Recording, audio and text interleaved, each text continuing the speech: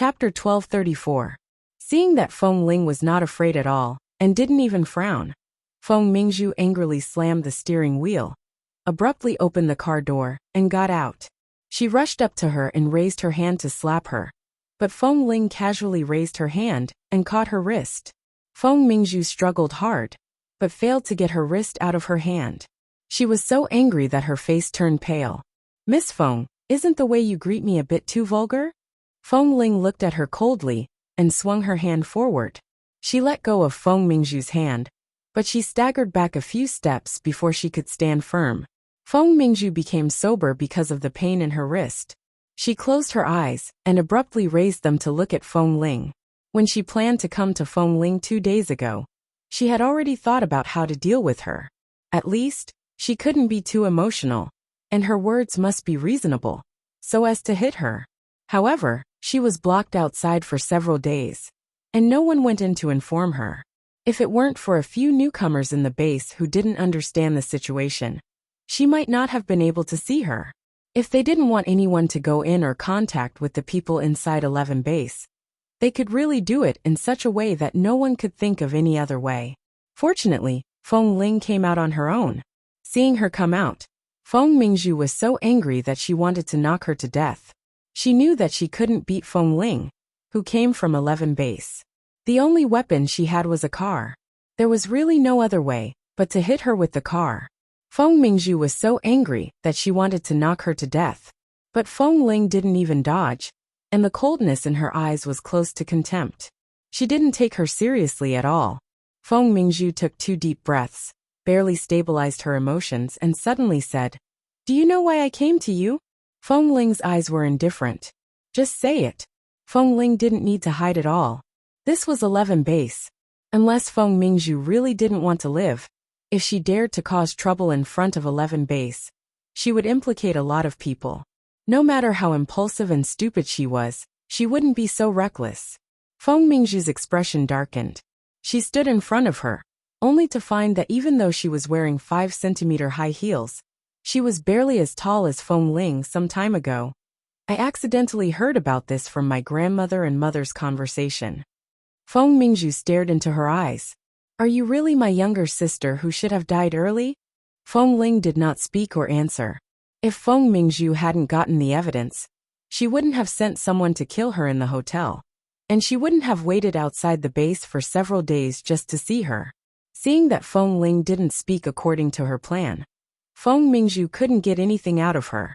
She chuckled coldly and looked at her. "You know it yourself, don't you? When did you find out about your past? Do you know that you're the daughter of the Feng family, and my sister?" Feng Ling furrowed her brows in displeasure because of her long-winded words. "You came to find me just for these useless words?" Feng Mingzhu choked and gritted her teeth in anger. She abruptly raised her hand to tug at Feng Ling's collar. But Feng Ling dodged her hand imperceptibly at the moment her hand was about to touch her clothes, not letting her touch. "You don't want to talk to me, but you're still willing to see me. It seems that although you don't have any feelings for the Feng family, you're actually very conflicted, aren't you?" Feng Mingzhu held back her temper and looked at her with a cold smile. "What's there to be conflicted about? Do you think that even if you have the blood of the Feng family flowing in your veins, even if you're really a child who fell into the sea but didn't die, what can you do? You haven't appeared in 20 years. Do you think that even if you stand in front of the Feng family's door now, you can integrate into a family?" Feng Ling's eyes were cold, and her voice was calm and emotionless. "Miss Feng, your focus is very strange. Do I look like someone who is willing to stand in front of the Feng family?" Feng Mingzhu choked again. Then she suddenly smiled mockingly. "Feng Ling, you should be able to tell that I hate you very much, right?" "I can tell," Feng Ling replied coldly. "In the past, I hated you, but when I found out that you were my biological sister, who should have died long ago, my hatred for you turned into hatred." Feng Mingzhu stared into her eyes. "You ruined me, Feng Ling. You ruined my originally happy and worry-free life. Your shadow has accompanied me since I was young. Do you know how much I hate you? Do you know how much I hate you? You should have died 20 years ago. Why did you suddenly appear now?" Feng Mingzhu raised her hand and pointed at Feng Ling's face. "It's because of you. That year, You had an accident at sea. From then on, the atmosphere of the entire Feng family changed. The originally harmonious and happy family was filled with gloom every day. My grandparents, who used to dote on me, didn't even smile because of you. They didn't even have the mood to take me to the amusement park. They even invited a group of people to our house to send you off because of their longing and guilt for you. The entire Feng family is like the underworld. Ever since you were young, for so many years, they would set up a morning hall for you around your birthday every year. Do you know how disgusted I was every time I saw them holding the clothes you wore when you were young, and sitting there to eat vegetarian food and chant Buddhist prayers for you? It's been 20 years. I haven't been forgotten for 20 years. I've also been tortured for 20 years. Feng Mingzhu gritted her teeth and pointed at her, glaring at her. But if you die, then so be it. The person I hate is just a little brat who died early. But you're standing here alive and kicking. You even stole everything from me? What right do you have? Feng Ling? What right do you have? At this moment, Feng Ling recalled how she had curled up in the cave with a hungry stomach when she was young, shivering from the cold. At that time, she seemed to not wearing any clothes. A child raised by a wolf shuttled back and forth in the jungle naked every day. She did not know right from wrong, and did not care about shame. She did not live like a human at all. She closed her eyes. The calmness that she had thought was torn apart by Feng Mingzhu. She asked in a voice so soft that it was almost inaudible. What right do I have? But what did I do wrong? So much so that you still tried to kill me even though you knew that we were related by blood? Feng Mingzhu's expression stiffened. She stared at Feng Ling in a daze. What did you say? Feng Ling opened her eyes and met hers. Do you really think you did it flawlessly? Feng Mingzhu's hands hidden in her sleeves gradually trembled. Chapter 1235. If it weren't for the Feng family, do you think your clumsy methods would really be able to protect you? Without the protection of the Feng family, you would have died countless times. Miss Feng, if you don't have enough IQ, you should know how to behave yourself and not do anything out of line. Otherwise, not only will you not be able to kill me, but I will also witness your stupidity. When Feng Ling said this, she stared straight into Feng Mingzhu's eyes. There was indifference in her gaze, and there was a hint of mockery in it. She deliberately kept a distance from her. In the base, when Li Nanheng learned that Feng Ling had gone to see Feng Mingzhu, he frowned coldly, put down what he was doing, and turned to walk out. When he was about to walk out of the main entrance of the base, he saw that Feng Ling was still standing at a distance from Feng Mingzhu. She was still standing upright with her back facing the base. Feng Mingzhu was so angry that her eyes were about to pop out of her sockets. Li Nanheng could clearly see her. Feng Ling was a strong-willed person, but no matter what she was facing, whether she was happy or sad, whether she could hold on or not, she was used to not begging anyone. Even if it was him, she would not easily show her weak side in front of him. This habit of hers was not good, very bad. Miss Feng, you have your resentment, but I don't seem to be in the wrong. Even my fate is passive. I passively accept the fact that I am an orphan, and I passively accept the fact that I am your sister. I don't remember blocking your path. You said that I destroyed everything you had and stole everything from you? I, Feng Ling, don't seem to have anything else other than the 11 base behind me, nor have I stolen anything from you. Feng Ling said indifferently. I advise you to guard your Feng family well. Don't provoke me in the future. I'm not interested in your Feng family. Your Feng family. Feng Ling's tone and attitude clearly showed that she had no intention of going back to acknowledge her. It was as though she wanted to bury the truth in her stomach, and did not want to mention it to anyone. Feng Mingzhu stared at her for a long time before she suddenly sneered. Do you think you didn't steal anything from me? She abruptly took a step forward and pressed close to Feng Ling, looking at her face to face. Her voice was filled with hatred and unwillingness. The man I loved the most since I was young has already been snatched away by you. What else do you want to snatch from me? I have loved Li Nanheng for so many years, but he would rather marry you, a dead man's cenotaph, than marry me. How absurd. Ha! The dignified young Master Li married the cenotaph of a dead baby girl. The Li family even moved your cenotaph into the ancestral hall. Isn't that funny? Feng Ling's eyelids instantly trembled. Ever since she saw Feng Mingzhu outside the door, this was the first time she looked at her seriously with some surprise. Seeing Feng Ling's expression, Feng Mingzhu sneered. "Don't tell me you don't know about this?" Feng Ling did not speak. She restrained her emotions in time. I was wondering why he suddenly said those words at the Feng family that day. What did he mean by not marrying another woman? Feng Mingzhu paused and then smiled coldly. It turns out that he already knew at that time. Feng Mingzhu then spat to the side. "Hey, despicable." Feng Ling did not speak for a while. On one hand, she was digesting what she had just learned. On the other hand, she was observing Feng Mingzhu in front of her. From her movements, she vaguely sensed that Feng Mingzhu's emotions were unstable. Last time, she heard from Madame Feng that Feng Mingzhu's emotions were unstable. Every day, she would cause trouble at home. Later, she was taken abroad by her friends to relax. But after she returned, she clearly did not untie the knot in her heart, and even dug into a dead end. Seeing her weak appearance, Feng Ling really did not have the patience to reason with her normally. However, Feng Ling did not come out in vain. At the very least, she now knew the reason. So 3 years ago, the so-called marriage alliance between the Feng and Li families, the marriage alliance that made her drink all night, was actually just her being jealous of herself? Li Nanheng actually married her own cenotaph. Miss Feng's emotions are unstable. Send her back. Feng Ling indifferently instructed the 2 base members in front of the door. Without wasting any more time here, she turned and left. I haven't finished speaking. Seeing that she was about to leave, Feng Mingzhu quickly took a step forward, but was blocked by the 2 base members in front of the door. She was about to push her away in anger, but Feng Ling had already walked in without looking back. She had just walked back to the base, and had only taken a few steps, when a pair of black leather boots suddenly appeared in her sight. Looking up, she saw a pair of straight and powerful legs wrapped in black trousers. She paused, raised her eyes with a jerk, and met Li Nanheng's eyes. She looked at him, and suddenly did not know what to say. She kept her voice low and did not speak.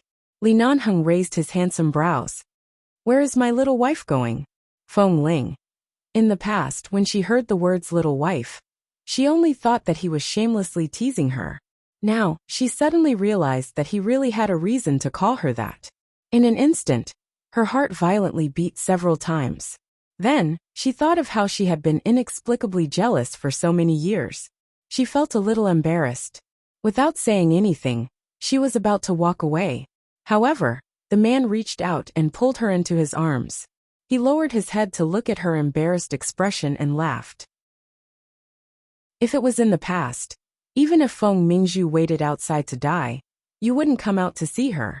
This time you came out first. Feng Ling slightly turned her head away, because of the man's approaching breath. I'm not interested in anything else she wants to say.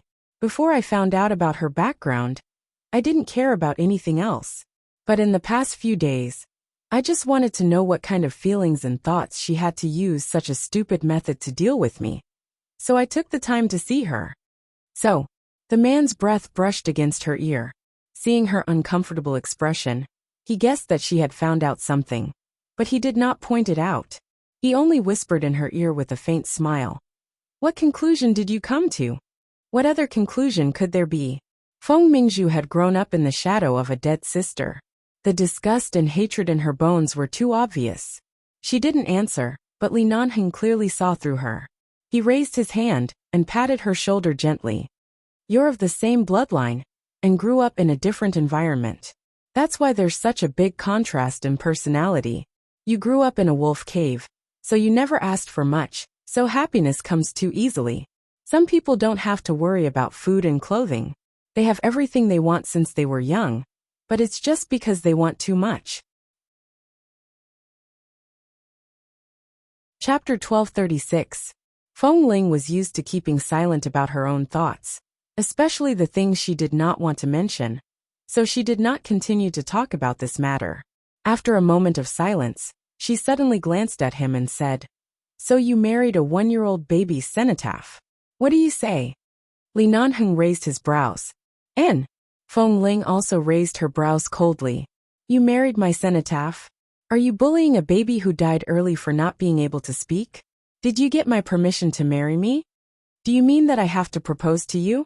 Seeing that the little woman was really going to settle the score with him, Li Nanheng quickly held her in his arms. The Feng family and the Li family have an engagement. In the beginning, they did force Feng Mingzhu into my hands, but at that time, I was already dead set on wanting you. I definitely wouldn't want her. However, the engagement was still based on the power of the two families. In addition, I once blurted out the matter of the cenotaph. I had already been kidnapped by morality, and I couldn't get rid of it. However, I couldn't really marry another woman behind your back. The best way to compromise was to marry the cenotaph of the Feng family's second daughter. This so-called marriage was actually just writing the second daughter's name into the Li family's ancestral hall in name. There was no actual marriage process. As you can imagine, it was just a few pieces of children's clothes. If I had known that the owner of those clothes was you, Li Nanheng said as he leaned down and kissed her ear. 3 years ago, I should have given you a nuptial chamber. Feng Ling turned to look at him because of his shameless words, but the man took the opportunity to bite her lips again. He did not bite hard, but his eyes were full of smiles. Although it was delayed for 3 years, it's not bad. After all, 3 years ago, you were still young. Even if I had to hold it in, I couldn't bear to really sleep with you. Feng Ling smiled insincerely. You slept with me even earlier than 3 years ago. How can you say this? Li Nanheng pressed his lips against hers and said vaguely, That's because Fatai forced me to drink, so I'm not sober. If I want to sleep with you, I will definitely do it openly. Do I need to drink? As he spoke, he tangled his tongue with hers and said hoarsely, If it weren't for your young age, I'm afraid you would have been executed by me before you even reached the age of 17. All my patience in this life is on you alone. Are you blind or slow to react? Feng Ling thought that was why he had already done this, and that in his mind, when she was only a teenager.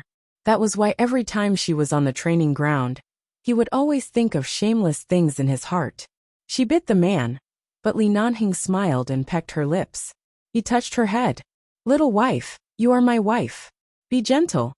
Another month passed. During this month, Feng Ling still didn't mention the Feng family or her background. She didn't know if anyone had come to look for her. Anyway, if she didn't want to see them, no one could break into the base. She put all her efforts on the newcomers of Team 1. After another month of intensive training and intensive actual combat exercises, this group of newcomers finally fully entered the state of mind. In the second assessment, they all showed good results. 13 of the 20 people were officially accepted into the base, and the remaining people were given a third assessment opportunity for the first time. After finishing this task, Feng Ling did not tell anyone.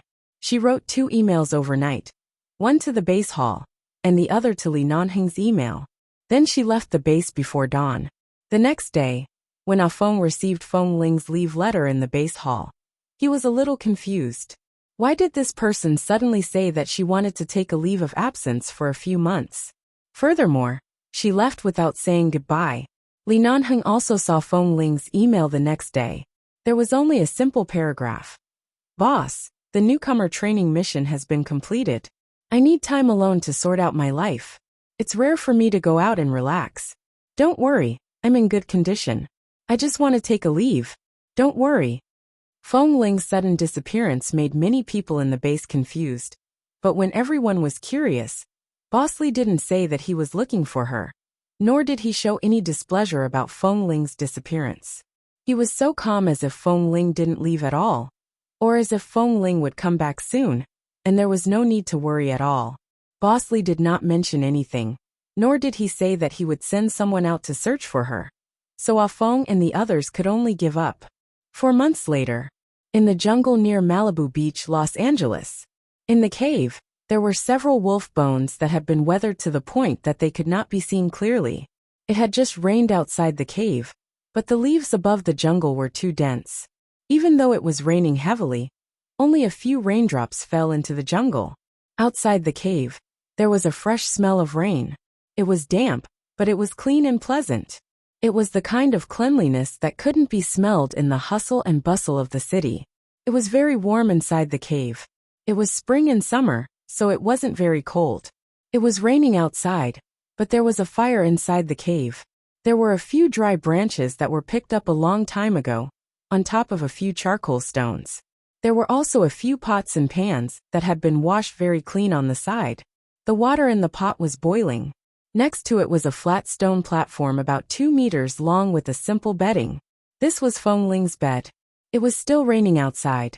Feng Ling got up and moved her arms casually. She walked over and used a long stick to gently poke at the fire that was about to be extinguished. She then added a few pieces of dry wood into it. In just a few seconds the fire burned brighter. This was already the 3rd month she had lived in this jungle. In the first month after leaving the base, she really walked around and took the time to see Jinwan a few times. Later, Jinwan and the others returned to China, and Feng Ling did not see her again. Later, she returned to the jungle where she had lived before she was 5 years old. It was just that the pack of wolves here had been driven away by the intruders, and the remaining ones had either died or disappeared in the past 20 years, so the cave had long been empty. She was fiddling with the firewood and listening to the rain outside. Suddenly, she seemed to hear something. It sounded like someone's footsteps stepping on the grass nearby. She had been here for a few months and had not seen anyone. She was not sure if it was someone or some kind of animal in the forest that was approaching. When someone walked into the cave, she turned her eyes and saw a tall man casually throw the black travel bag in his hand onto the ground. The man's body was wet and cold. He raised his cold eyebrows and looked at her. "Little wife, can you sleep on this stone bed for 2 people?" Chapter 1237. The person she hadn't seen for 4 months suddenly appeared, and even appeared here. Feng Ling couldn't figure out how he knew she was here. Although she had her cell phone with her, she hadn't charged it for a long time. She lived like a savage here all day, but after all, she had lived here when she was a child. So even if it was boring all day, she could still bear it. Originally, she came out to let herself go and do whatever was comfortable. But her cell phone was not turned on, and there was no GPS location. How did he guess that she was here? Li Nanheng was wearing a simple raincoat from 11 base, but this jungle was very big. He couldn't drive in. After walking for so long, his body was already wet. His head without a rain hat was wet, and his short black hair was dripping with water. However, his eyes were deep and bright as he looked at her. He looked at the little woman who was squatting by the fire, holding a wooden stick in one hand, and looking at him in confusion. After a long while, Feng Ling blinked and looked at him. Li Nanheng raised his eyebrows. "You don't welcome me? Why?" She wanted to ask him how he found her, but after thinking about it carefully, Li Nanheng seemed to know more about her than she knew. Thus, she paused halfway through her sentence. She remained squatting by the fire and watched him. When the man approached her on the dusty ground of the cave, she couldn't help but raise her head to look at the tall man. Then she suddenly retracted her gaze and looked at the black travel bag he had thrown there. "I've been walking for the whole morning. I'm hungry. Is there anything to eat?" After not seeing each other for a few months, Li Nanheng was not unfamiliar with it. He casually unzipped his raincoat and placed it on the temporary wooden rack Feng Ling had placed by the side.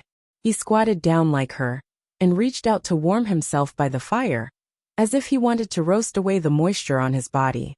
Feng Ling looked at him again. Feng Ling looked at him again. It had been several months since he had spoken a word. For a moment, it was as though he could not speak. However, seeing that he was completely unaffected and watching him squatting by the fire, she stiffly and awkwardly pulled the stick back from the fire. Then she pointed the stick at the wild vegetables and fruits piled up in the corner behind her, as well as a wild rabbit.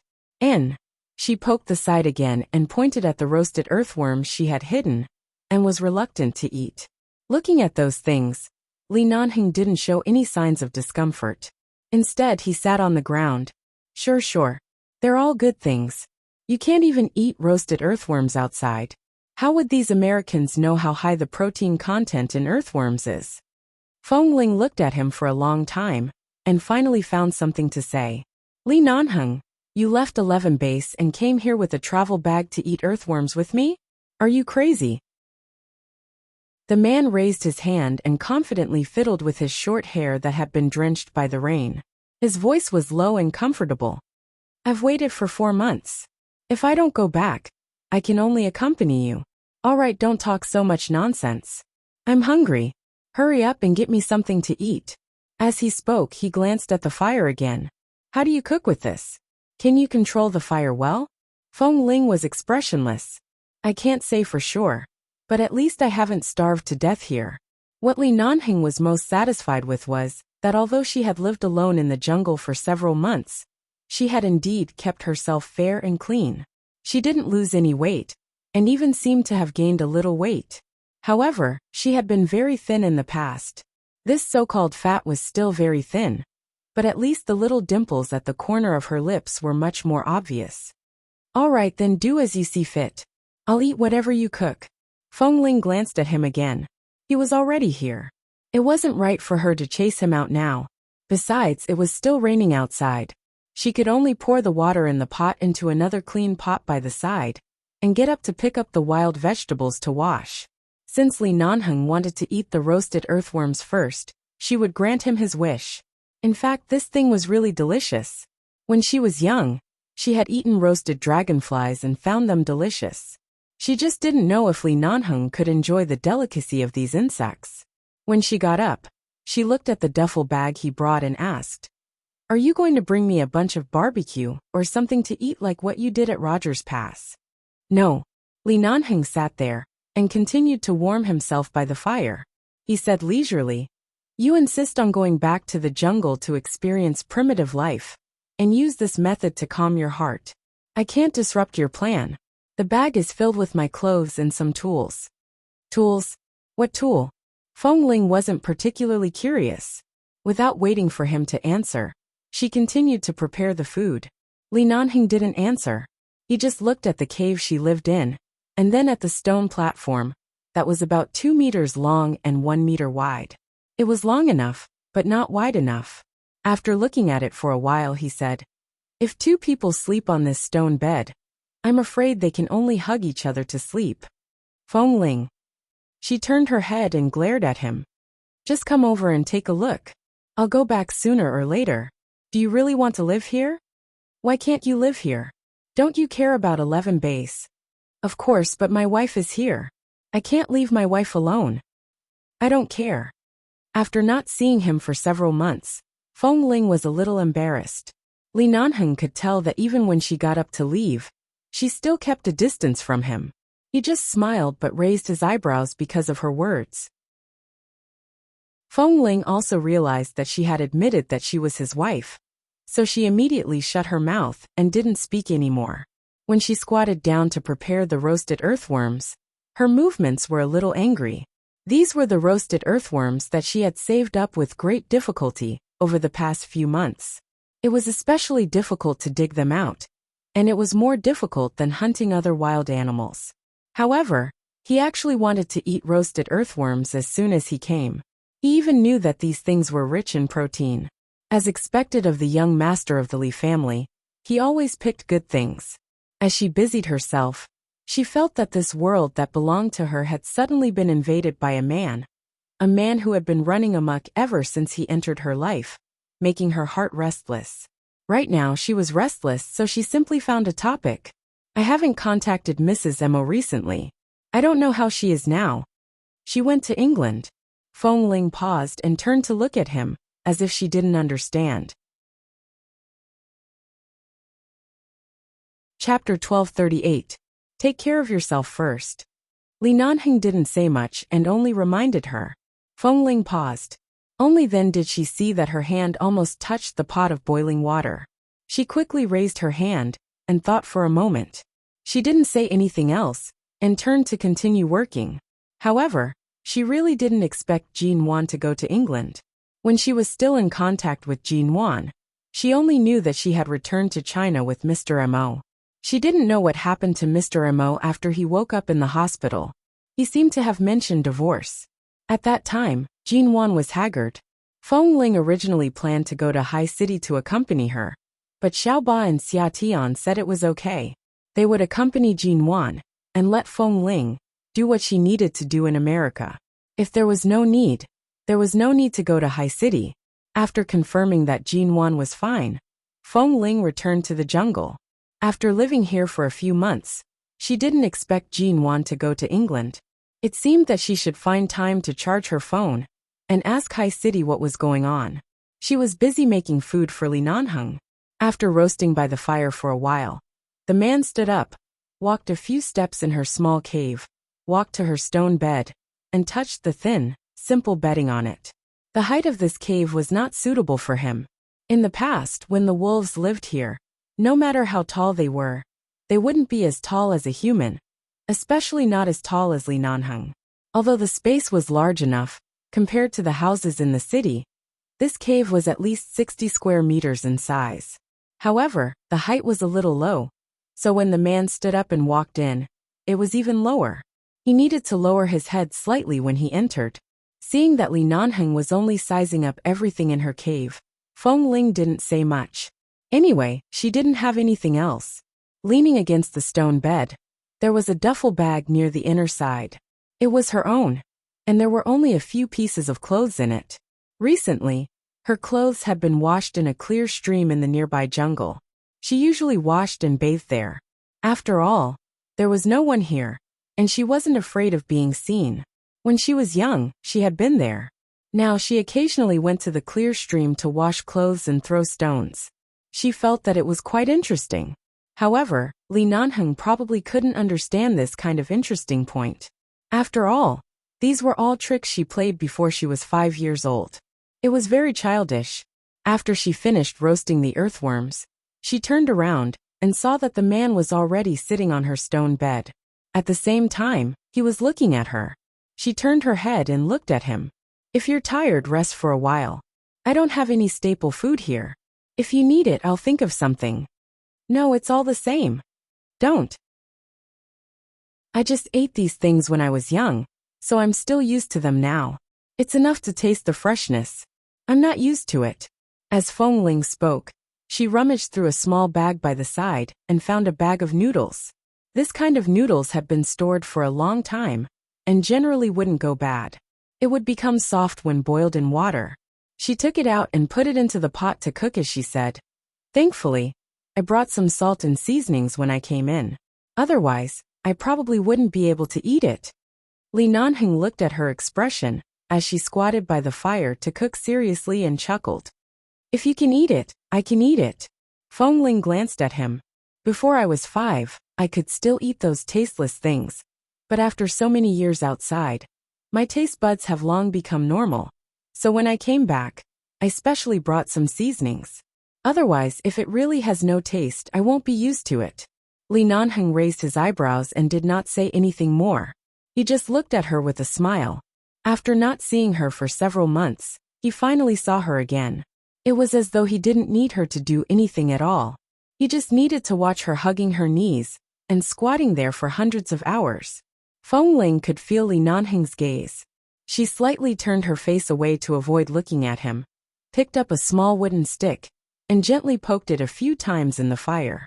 In the domestic martial arts movies she watched on TV, there were often plots in which the protagonist fell into a big pit or was trapped in a cave.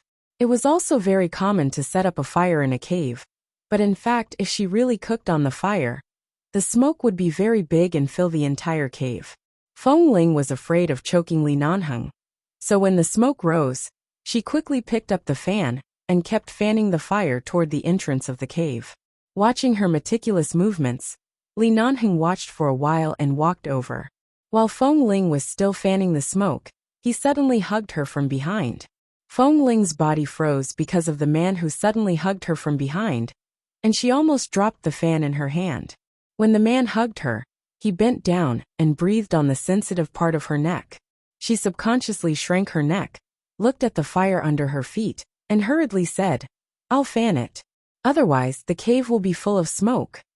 You're very comfortable here." The man only hugged her. He knew that she wouldn't be used to his excessive enthusiasm after not seeing her for several months. So he restrained his urge to strip her naked. He held her ribs obediently and rested his chin on her neck and shoulder. Do you know how I spent the past few months in the base? Feng Ling did not speak, but looked at the fan in her hand. After pursing her lips for a while, she said, I said I'll go back. This sentence seemed to be a promise. She had said it once just now, and now she said it again. In fact, she just wanted to say that she wouldn't be here for too long. There were still many things she cared about in 11 base. And of course, Li Nanheng was the most important. She just wanted to give herself some time. But it seemed that this time was a little too long. A few months had passed in the blink of an eye. She enjoyed the stolen peace here every day, watching the sun rise and set every day, but neglected Li Nanheng's waiting, especially this man. No matter how patient he was with her, if she didn't go back, the limit of his patience should be almost used up. And I know, the man didn't say much because of her words, but still hugged her like this. Feng Ling knew what he meant. She didn't turn back to push him away, but stood there and gently fanned the fan in her hand. After a long while she said, Well, don't you feel that the smoke is very choking? I don't think so. Your adaptability is really strong. Or is your sense of taste failing? I feel very choked, she said as she shook the fan hard. The man pressed against her neck and chuckled softly. It's not failing. I can still smell the fragrance on your body. Feng Ling. She abruptly turned around in his arms, raised the fan in her hand, and patted his head. Let go. The noodles are about to be cooked. Chapter 1239. It can be eaten even if it's cooked. The man did not dislike it at all, but he did let go of her. This kind of smoke needed to be fanned out. It was fine to smell it once or twice, but after a long time, even if it wasn't poisoned by the smoke, it would still cause some harm to the body. Feng Ling still knew how to get the smoke out, which meant that she had been living alone for the past few months. At the very least, she knew how to take care of her body. With both hands free, she quickly squatted down and fanned the fire on the fire. She put the washed wild vegetables and the various bird eggs she had picked up in the jungle into the pot to cook. She also added some seasonings. In less than 2 minutes, the pot of noodles emitted a unique fragrance. Even if they cooked the same noodles, the noodles cooked with a bunch of wild vegetables and a bird's egg in the jungle would definitely taste different from what they usually ate. The taste would be even more delicious. She asked Li Nanheng to eat noodles and roasted earthworms. Seeing that he didn't mind at all, he quickly ate a lot of the roasted earthworms she had hidden, and the noodles in the bowl were also eaten clean by him. Feng Ling fell into deep thought. If this man only missed her and wanted to stay with her for a day or two, it was fine. However, if he really planned to stay with her, how many earthworms would she have to dig, and how many bird eggs would she have to pick up to support him? Would he really force her to climb a tree to dig a bird's nest? Feng Ling went to the stream to wash the tableware and pot, and brought back some water. The stream in the jungle was very clean, but the water flow was a little rapid. Every time it splashed, her pants would be wet. When she returned to the cave, she suddenly saw the man holding her 2 fans by the fire. She didn't know what he was thinking. She glanced at him, and saw that he was sitting there. She guessed that he was tired, so she didn't ask more. She turned to continue packing her things. When she turned back, she saw that the man had tied the handles of the 2 fans together, and then rubbed them back and forth in his palms, fanning them above the fire. Seeing that he was fanning back and forth, the new smoke floating above the fire spread out faster. Feng Ling said, I heard Kay and the others say that men are naturally interested in hands-on operations. Are you trying to make me a manual blower? Li Nanheng did not speak. He was still studying the 2 fans seriously. Seeing that he was focused on the structure of the 2 fans, he was no longer sitting cross-legged like Boss Li in 11 base. Nor was he Mr. Li of the Li Corporation. Instead, he was like a big boy who had released his nature after returning to the forest. Feng Ling's heart suddenly felt as though something soft had been injected into it. After packing up her things, she leaned against the side and watched him. She watched as the man used the ropes, wooden sticks, the daggers she usually sharpened, and the 2 knives she had taken out. He was studying them over and over. After about an hour, the first blower, in the cave was successful. The man turned the handle made of a wooden stick behind the small thing he built with a wooden stick. After turning it a few times, the two fans fixed inside began to rotate in the direction of the fire regularly. He did not use much strength, and the wind speed of the fan was several times faster than that of a manual fan. The smoke inside soon dissipated. Seeing that his results were not bad, Feng Ling didn't know what she was thinking. She just leaned against the side and looked at his profile. She felt that this place that belonged to her when she was young was suddenly occupied by this man. She picked up a wild fruit, wiped it clean, walked over and brought it to the man's mouth. The man was still playing with the small blower in his hand. He opened his mouth and took a bite of her hand. Then his brows instantly furrowed, and he abruptly turned to look at her, only to see that Feng Ling was smiling so brightly that her eyes were curved. "Sour, right?" she asked. She did not continue to let him eat. She picked up the wild fruit he had just taken a bite of and placed it by her mouth to take a bite. Even when eating such a sour fruit, she was still smiling as though she was in a good mood. Li Nanheng swallowed the mouthful of fruit in his mouth and raised his sour brows. He put down the thing in his hand and glanced at her loose cotton trousers. "Why are you wet?" It's fine. Usually when I go to the stream, I get splashed with some water. It dries up by the fire." Feng Ling did not mind. After eating the fruit, she clapped her hands and squatted down to pick up the thing he had just made. She shook the simple handle at the back a few times and found that it was really good to use. "Not bad, Boss Lee. Your hands-on ability is really strong." Before she could finish speaking, her waist suddenly tightened. The man took advantage of her squatting beside him and pulled her into his arms. Feng Ling lost her balance and fell onto his lap. The man held her shoulder and lowered his head to kiss her ear. He said meaningfully by her ear, "Other than my hands-on ability, I'm also very strong in other aspects. Don't you know that?" Feng Ling. In this forest, this kind of silent and ambiguous atmosphere really made one's heart tremble. It really made one's entire body sensitive.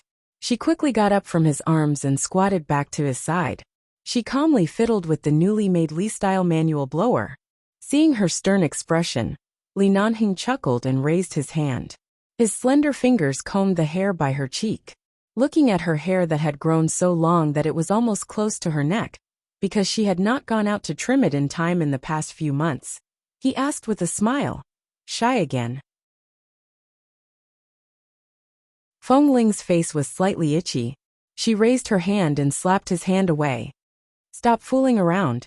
Feng Ling, who dared to live alone in the jungle for several months, and dared to associate with snakes, insects and beasts, would only show the shy side of a little woman in front of him.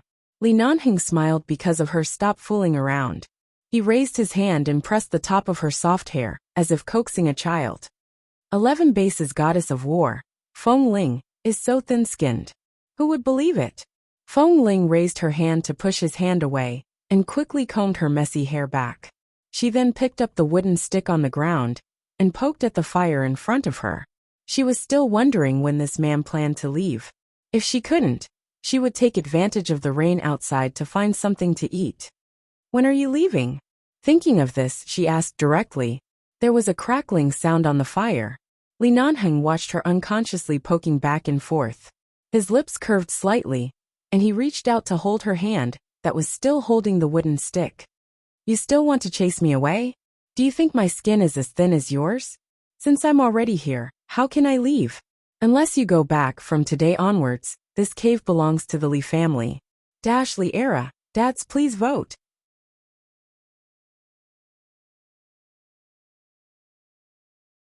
Chapter 1240. With that the man added, "Like you change your surname to Li." Feng Ling. "When did I change my surname to Li?" Li Nanheng chuckled. "It's a traditional virtue of the Chinese. After the woman marries the man, the surname in front of her name will be the surname of her husband's family. Even in this era, there's no need to write the Li family's surname. Even if you're Chinese, you still have the blood of your ancestors. This is all left behind by your ancestors. Isn't it only a matter of time before your surname is Li? All you need is a formal proposal and marriage process. If you want it, come back to the Li family with me now." I'll satisfy you. There were the most Chinese people in the entire base, and the Li family and Feng family were also Chinese. Although they were in Los Angeles, they usually came into contact with Chinese people. Although Feng Ling didn't know much about this kind of thing, she had a rough idea. Of course, she understood what he meant by changing his surname to Li. Grandfather Li had personally gone to the base to invite her to the Li family as a guest, and had clearly accepted her. She didn't know how long Li Nanheng had been a lobbyist for those old men, when he returned home, to make such a stubborn old man personally go to the base to treat her so well in public. In addition, she later learned about the cenotaph. It was really a coincidence. Their fate was already so coincidental, coupled with the fact that their hearts were in each other's hearts. How could she not be willing to marry him? She couldn't shake the man's hand away, so she could only put down the wooden stick and then turn to look at him. The reason why Elderly accepted me is because he already knew that I was the second daughter of the Feng family. He knew that I was the cenotaph he married. Seeing that she had something to say, Li Nanheng raised his good-looking brows and looked at her. Then if I refused to return to the Feng family and refused to accept the identity of the second daughter, will Elderly have any objections? No. At the same time, he tucked the hair sticking to her cheek behind her ear. Looking at her white ear, he touched the soft flesh under her ear. The Li family doesn't have so many complicated thoughts. As long as you break their original stubbornness, they won't care too much about these small details. As long as you give them a great-grandson as soon as possible, he will definitely be the treasure of the new Li family. If anyone dares to touch him, the four old ones will definitely rush out to protect him. Feng Ling, who was able to maintain a serious and calm expression, almost collapsed. Who wants to carry a child? After that, she didn't listen to the man speak again, and suddenly stood up. The rain outside has stopped. I'll go get some wild vegetables and mushrooms and bring back some edible things. Don't wander around here. If you wander around outside, it's easy to get lost. Li Nanheng glanced at her. I'll get lost? Do you think I'm a 3-year-old? It's really wrong to compare yourself to a 3-year-old.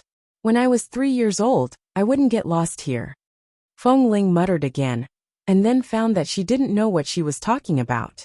When she saw the man sitting on the ground looking at her with a faint smile, she simply stopped talking and turned to walk out.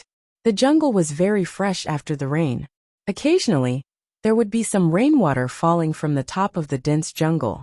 It was some rainwater that had accumulated on the leaves, but because it was too dense, there was not much that fell. Feng Ling often came out to pick wild vegetables and find wild fruits. This was her daily routine, but now that Li Nanheng was here, she would deliberately get more. When she walked back with a basket of vegetables, fruits, and a few bird eggs, she vaguely heard some movement in the cave. She subconsciously walked back, but as soon as she approached, she saw that Li Nanheng had cleared the tall grass near a large area outside her cave. He had also flattened the ground and used flat stones to pad the ground, forming a large square ground. It looked as neat and clean as the cobblestone ground that could often be seen in the city. At the same time, she saw that the man had cut down an old tree that had withered for many years not far away. It had only been more than 2 hours, and he had actually broken that withered tree. Feng Ling looked at the neatly broken spot under the old tree in surprise. She then saw that the man had used something to smooth the various wooden boards.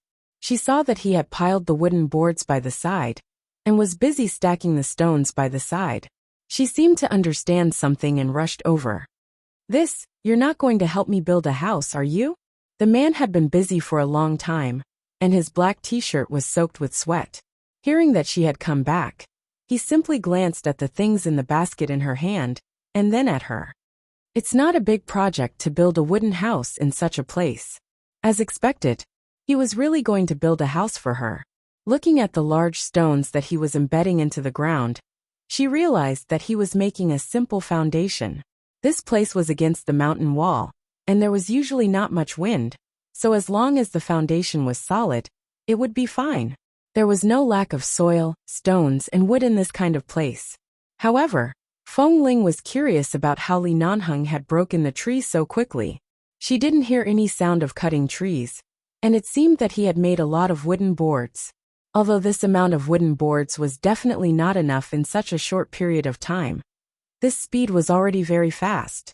She thought of something, stepped over the pebbles on the ground, and walked into the cave. Sure enough, she saw that the black travel bag he had brought had been opened.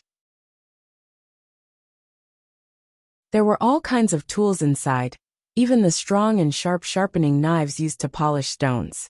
Of course, because there was no electricity in this place, most of the tools were manual or electric. The tools he used to cut trees and cut boards were thrown aside.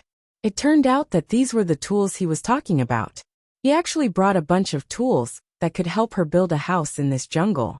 Although this place was only a cave, everyone had a deep-rooted attachment to their childhood experiences. Even if the cave was already a pile of weathered wolf bones, she could not bear to throw them out. Li Nanheng deliberately hid here, because he could tell that she needed to calm her heart. So he did not intend to take her back immediately. Instead, he prepared everything and came to the place where she had saved her life in her childhood, to help her build a home that could shelter her from the wind and rain. At this moment, Feng Ling truly felt the feeling of being understood, being seen through, and being loved and doted on with all his passion and patience.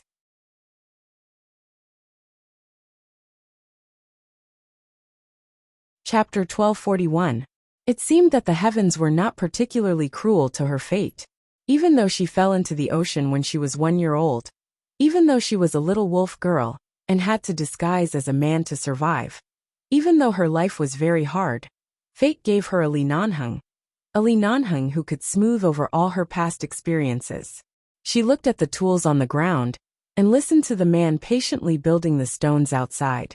She suddenly dropped the basket in her hand, turned around, and walked out quickly. She rushed behind the man and suddenly hugged him from behind. The man paused and glanced back at her. "What's wrong?" Feng Ling buried her face in his back. She had never been good at expressing herself with words, especially when it came to feelings.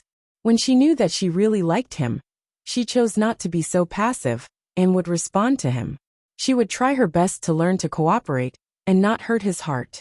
At this moment, she was overwhelmed with emotions. She didn't know what to say. She just hugged his waist tightly through his sweaty clothes, but she couldn't speak. After being hugged by her for a while, Li Nanheng suddenly chuckled. He did not push her away, but bent down to pick up the polished stones. He turned his head to look for a suitable place to embed them. At the same time he said, "It's nothing. Don't be too touched. This place is very important to me. I won't destroy it. I'll just connect a wooden house outside this cave and put it next to the cave inside. At least it's like a home. Even if I leave in the future, if I want to come back to take a look, there'll be a decent place to live." Feng Ling nodded and pressed against his back. After a long while she said, "Do you need any help?" Li Nanheng suddenly reached under his clothes and decisively took off his sweaty t-shirt. Seeing that the man was suddenly naked, Feng Ling looked at him with a flushed face. She didn't understand what he was doing in broad daylight, but the man just casually threw the clothes into her hands. "Help me wash my clothes and cook. I don't need anything else." "Feng Ling, you really treat me as a woman." Li Nanheng glanced at her. "Not a woman?" In this jungle, guns, sticks, and agility were useless. If it was really talking about building a house, Feng Ling really couldn't help much. Earlier, she had seen the man's ability to do things and build structures. Right now, she seemed to only be able to wash clothes and cook. Why did she suddenly have the feeling that she could plow the fields and weave the cloth? When Feng Ling lived here, she was self-sufficient and felt that she was quite powerful. Now, she suddenly changed from an instructor to a woman who washed clothes and cooked. This change made her a little helpless, but when she saw the man's naked upper body and his sweaty back, she was even more helpless. She simply carried his clothes away and quickly to wash them for him.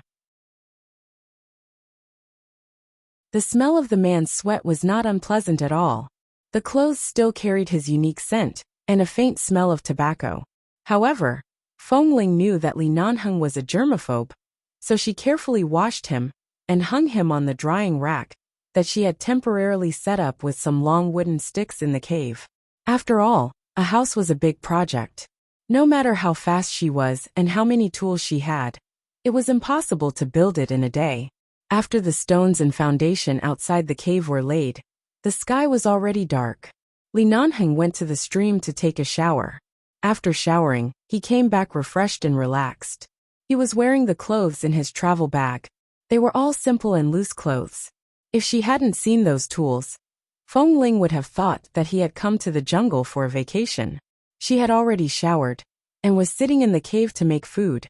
In the past, when she was outside, she rarely had the chance to cook personally, and she didn't know how to cook. There were only a few simple things, but in this jungle, she could only rely on herself for 3 meals a day. She couldn't eat takeout here, so she was used to this. However, with the sudden appearance of a man, it was as if there was something different in the peaceful and unchanging life of the past few months. She didn't know why she was jumping with joy in her heart. She was just very happy. She was just in a good mood. She could clearly feel that she was in a good mood. Also, when she saw that Li Nanheng had walked back safely after taking a shower, and was sure that he really wouldn't get lost, she smiled and looked at the refreshed man. She placed the dinner she had prepared on the small stone table. "Boss, let's eat." Li Nanheng had already walked over and sat by her side. He took the bowl, picked up the chopsticks, and lowered his head to take a bite. His posture was natural and casual, as though he had not just come from a big city like Los Angeles. Instead, it was as though he had lived in this place with her for many years. This kind of place is indeed suitable for eating and sleeping. It's really quiet. As Li Nanheng spoke, he glanced at the stone foundation outside the cave. "We'll continue tomorrow morning. The wooden planks that a tree can make aren't enough. Are there any other withered trees nearby?" "Yes. There are 2 more about 200 meters away on the other side. There are more nearby." Feng Ling put down the bowl in her hand and looked at him. "It's enough that you want to help me build a house. I appreciate it. There's no need to go through so much trouble." Li Nanheng sneered coldly at her polite words and continued to eat. After eating, he put down the tableware and glanced at her while eating. The light of the fire shone on Feng Ling's face, making her complexion look healthy and rosy. Originally, because they hadn't seen each other for a few months, he wanted to take advantage of the break, to sit by the side, and take a good look at her. However, as he watched her swallow her snow-white neck, the man's eyes gradually became uncontrollably hot. Feng Ling turned to look at him, because of his gaze, and met the man's gradually darkening gaze. She slowly shifted her gaze away, and lowered her head to continue eating, as though she hadn't seen anything. Originally, her eating speed was normal. It was just that compared to the speed at which the man beside her ate, she was a little slower. However, right now, she really slowed down without batting an eyelid. After a while, she finished eating and put down the cutlery. There was nothing left to hold in her hand. After 2 seconds of silence, she said, "I'll go wash the dishes." As she spoke, she was about to put away the cutlery and go out to bring it to the stream. She had just stood up by the fire and was about to take the cutlery out when she suddenly heard the man sitting by the side sigh with a smile. "It's already dark outside. Put it in the water first. It won't be too late to wash it tomorrow morning." Chapter 1242. Not only was it dark, but it also sounded like it was raining outside the cave. But it was not raining heavily. "It's raining. Will there be any problems with those wooden boards being wet?" "There's no problem. At most, there's moisture in the wooden boards. After the house is built, we'll leave it empty for 2 days before living in it. It's not a big problem." Hearing this, Feng Ling did not ask any more. She placed the cutlery in another basin with clear water by the side, washed it simply, and placed it by the side. She planned to take it to the stream tomorrow morning to wash it properly. In the end, when she wiped her hands briefly, she turned back to see that Li Nanheng was still sitting cross-legged there. It seemed that he had not moved for a long time.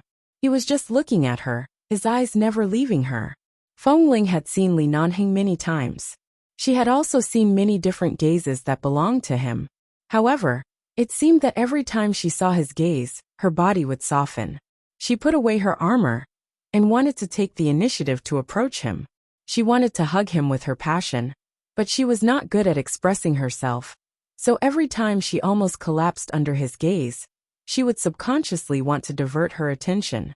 However, it wasn't easy for the man to arrange the time and everything. He entered the jungle to find her and accompany her. In this place where there was no signal, even if he wanted to kill time with his phone, he would not give her a chance to divert her attention. When Feng Ling wiped her hands and walked over, he reached out to hold her hand and pulled her.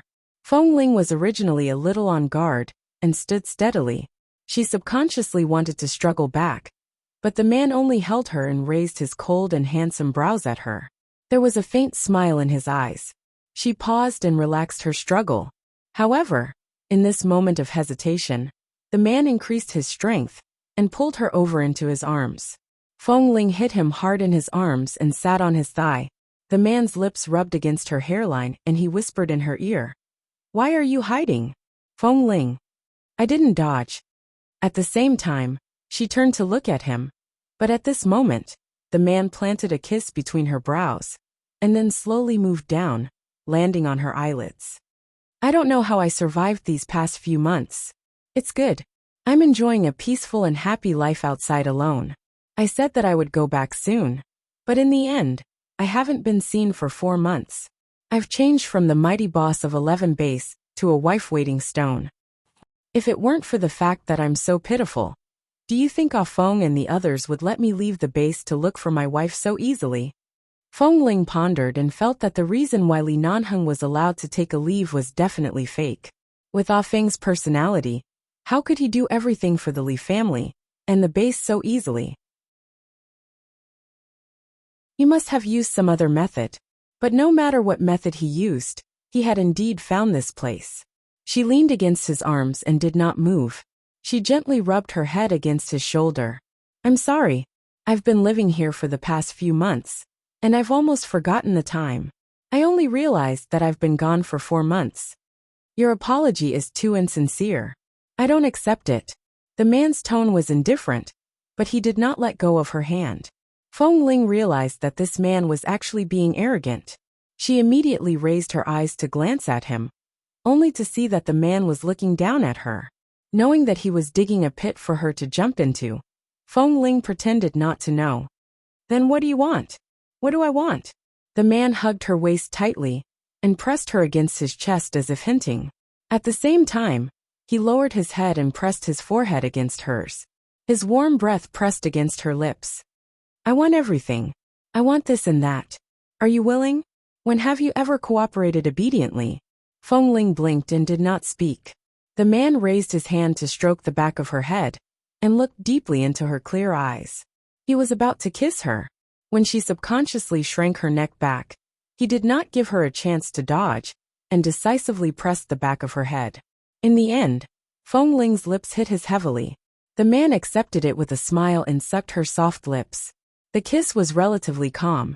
It was not the kind of kiss that he could not wait to press her to the ground and strip her naked. Instead, he kissed her patiently and finally kissed the corner of her lips. He stroked her slightly longer hair and pressed against her lips hoarsely. "Just like this, take the initiative. When will you learn it?" In the beginning, because they hadn't seen each other for several months, Feng Ling subconsciously felt a little embarrassed. Being held in the man's arms and kissed like this, the feelings she had in the past were also stirred up. She looked at him and felt that the man seemed to understand her very well. He was patiently drilling into her heart step by step. Even if he did have the most direct physical desire, he had always respected her when it was time for him to respect her. For example, right now, his eyes were clearly filled with desire, but he only hugged her, kissed her gently, looked at her patiently and talked to her. Seeing that she had been leaning in his arms without saying a word or moving, Li Nanheng stroked her head comfortingly. "I walked for a long time in the jungle before coming in. I've been busy with the wood and stones in the afternoon. I'm really tired.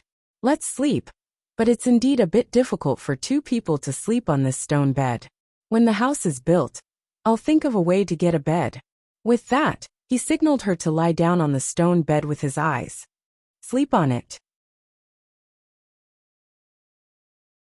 I'll simply spread some hay on the ground by the side and sleep for the night. I see there's hay here." It should be able to be used tomorrow.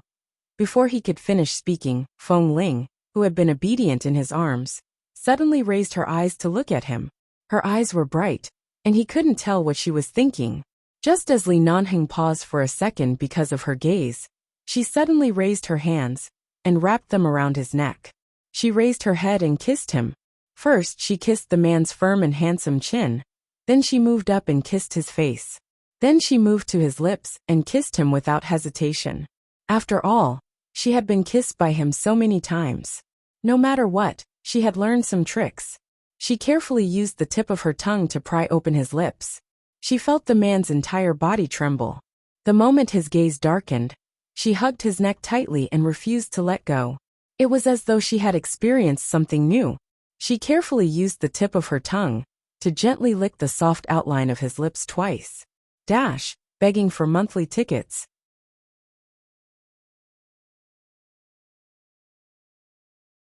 Chapter 1243.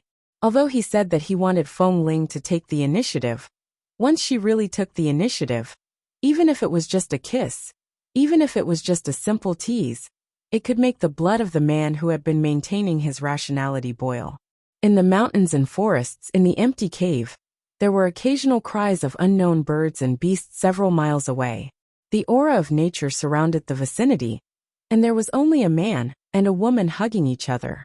The woman he loved the most was in his arms, and she was still so proactive. No one could King stand it. Not to mention Li Nanheng, who had endured for who knew how long. Feng Ling probably only had the courage to take the initiative to kiss him. She didn't know how to proceed to the next step. She kissed the man until his entire body tensed up and his arms held her tightly like iron pincers. The man took the initiative to kiss her deeply. She had also taken a simple shower by the stream, and the two of them smelled clean and fresh. The crackling sound of the fire by the side was connected to the sound of the rain outside the cave. However, Feng Ling's face had turned warm and looked very soft. Li Nanheng couldn't help but wish he could turn into a beast right now. Feng Ling didn't expect Li Nanheng to be so decisive. By the time she reacted, Li Nanheng had already carried her to the stone bed she had slept on for several months.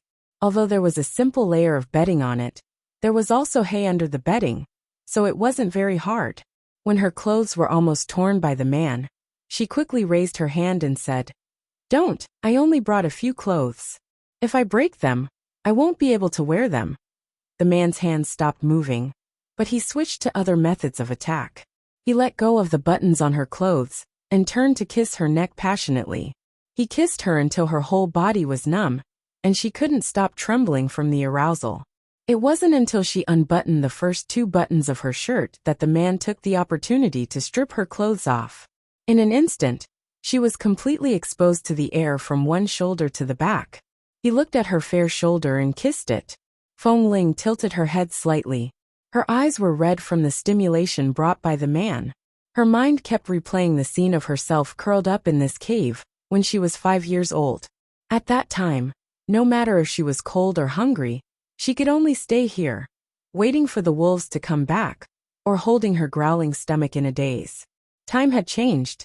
At that time, she would never have imagined that one day, a man would come to this place because of her. He understood her feelings for this cave. He helped her build a house outside, stayed with her here, and even pressed her down on the stone bed that she used to lie on when she was young and stare blankly at it. Her response made the man on the verge of exploding, but as if he was afraid that she would catch a cold, he raised his hand and touched her waist. Even though he was about to explode, he still asked hoarsely, "Are you cold?" Feng Ling shook her head. "No." Hearing her reassuring answer, the man smiled and kissed her lips. "Don't worry. Even if you're really cold, I'll make you warm up." Right now Feng Ling was already very hot. She did not say much, but since she had taken the initiative, she would treat this man she liked wholeheartedly. Her two slender, snow-white arms were still tightly wrapped around his neck, refusing to let go. The man's hand moved down again and again, peeling off her remaining clothes. The stimulation his hand brought her was unimaginably strong. Feng Ling cried out involuntarily under his deliberate action. She then turned her head tremblingly to bite his shoulder. The expression on her face was unclear whether it was excessive pleasure or stimulation beyond the acceptable range. Although she forced herself not to make a sound, the way she trembled in his arms still made his blood boil. The man's movements did not stop. His lips were still kissing her. Gradually, from the initial gentle and lingering, he gradually lost control and became a little rough, but he was still trying his best not to hurt her. When he felt that he was about to lose control, he pressed his lips against hers and asked hoarsely, "Did you miss me?" Feng Ling closed her eyes. Her eyelashes trembled, and her face was full of shyness and sincerity. She made a light and hoarse sound. "It's good that you know you missed me." Li Nanheng kissed the corner of Feng Ling's mouth. The distance between them was so close that even their breaths were tightly entwined. "At least you're not so heartless. Seeing that this cave is equivalent to half of your home, I'll accompany you here until the day you untie the knot in your heart and are willing to return to the base with me, en?" As he spoke, he tried his best to use patience and gentleness to enter the topic of the bed on this stone bed. Feng Ling gradually tightened her grip on the simple bedding under her. She had not been like this for several months. Fortunately, he tried his best to be gentle. But in the end, she still let out a sobbing moan. Li Nanheng stared closely at Feng Ling's expression. Seeing that her eyebrows gradually relaxed, the hair on her forehead was soaked with sweat, and her somewhat helpless expression because of the rising tide of emotions and feelings. Waves of boiling emotions welled up in his heart. He wanted to stay like this forever. Even if it was in this wild forest, even if it was isolated from the world, even if she chose to return to this kind of peace and never leave, he was willing to stay here with her until the end of time, unwilling to leave. Looking at Feng Ling's expression under him, although she usually wore a calm and plain mask in front of others, she would only release her softness in front of him. She would have such a helpless and seductive look under him. She would support him and rush out of the enemy in times of danger, making him feel endless joy and satisfaction, whether it was when he was sober or in this kind of pleasure. He loved this feeling so much that even his heart trembled. He kissed Feng Ling's sweaty face, from her forehead to the tip of her nose, from her lips to the corner of her mouth. It was as though he was holding his entire world in his arms. He sighed in her ear over and over again. "Feng Ling, I fucking love you so much that I almost forget who I am. You're mine. You're mine for the rest of my life. No matter if you're happy or unhappy, no matter if you're in 11 base or in any corner of the world, you can't push me away. Do you remember?" Feng Ling's face was covered in sweat, and her lips were wet with sweat. Feng Ling couldn't help but snort under the violent impact. She replied unsteadily, "Then what if you push me away?" The man chuckled and suddenly bit her lips hard. "Impossible."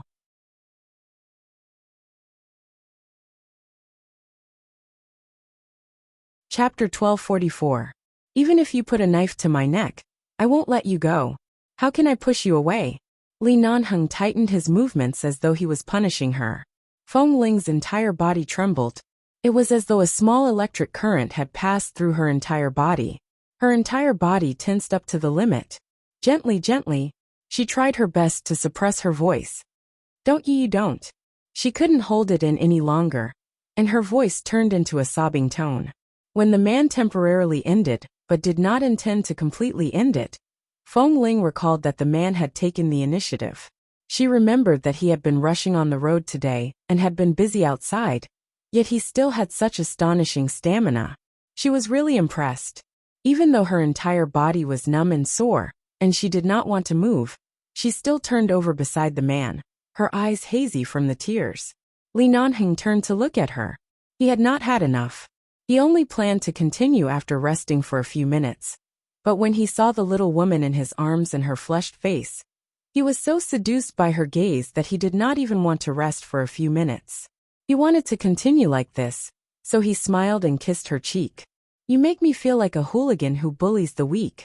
Feng Ling glanced at him, and in the next moment, Li Nanheng's brows suddenly twitched. He was speechless because Feng Ling suddenly pushed him down, turned over, and sat on his lower abdomen. She panted and said condescendingly, "I'm not weak."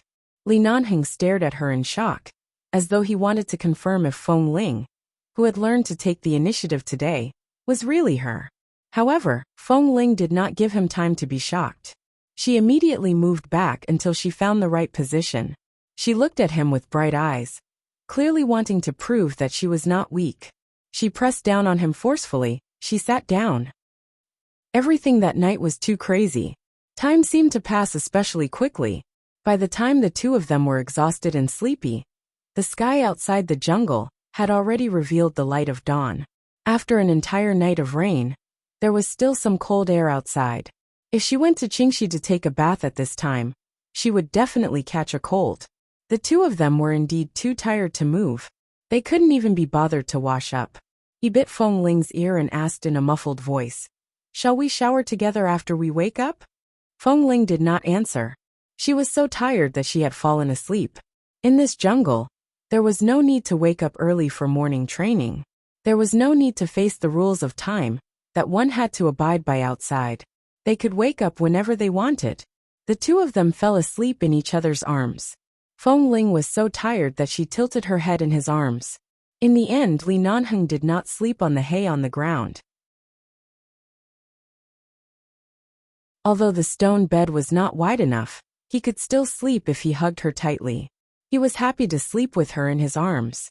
Li Nanheng kissed her face again and fell asleep with satisfaction.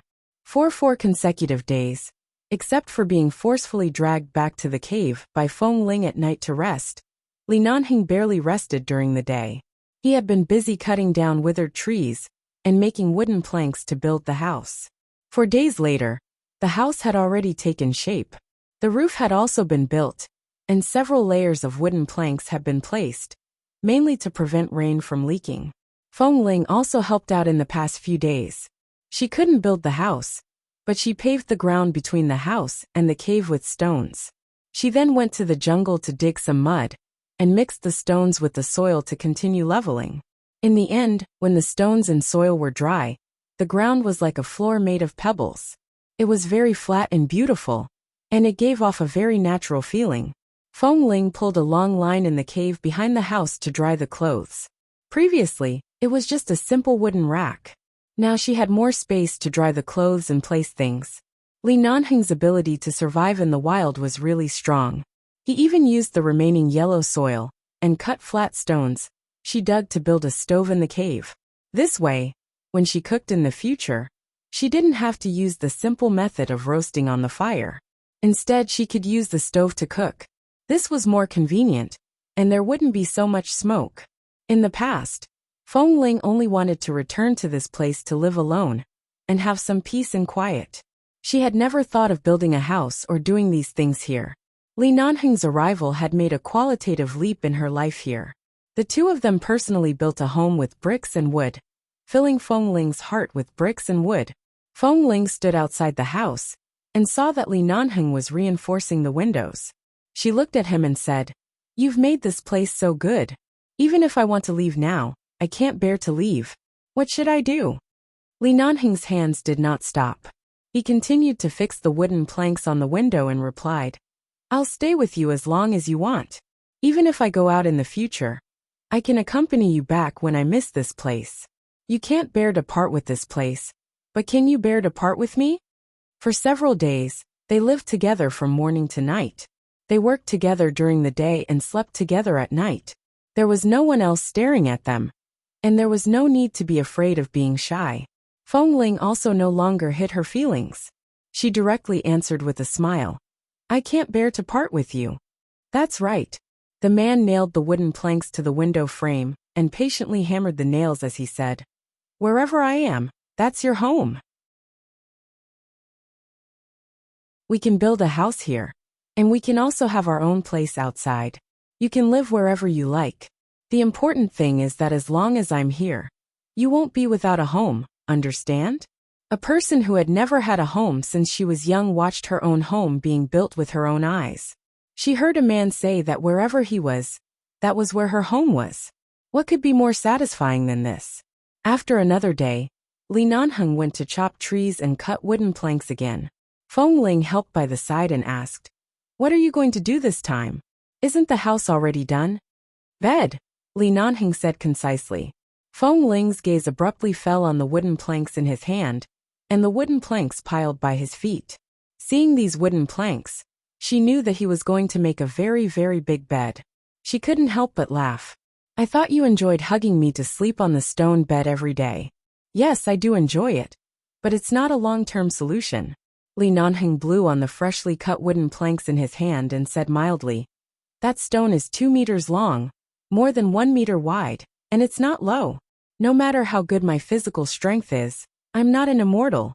Even if there are a few more Li Nanheng, I won't be able to lift it. I have to put a decent bed in this newly built house.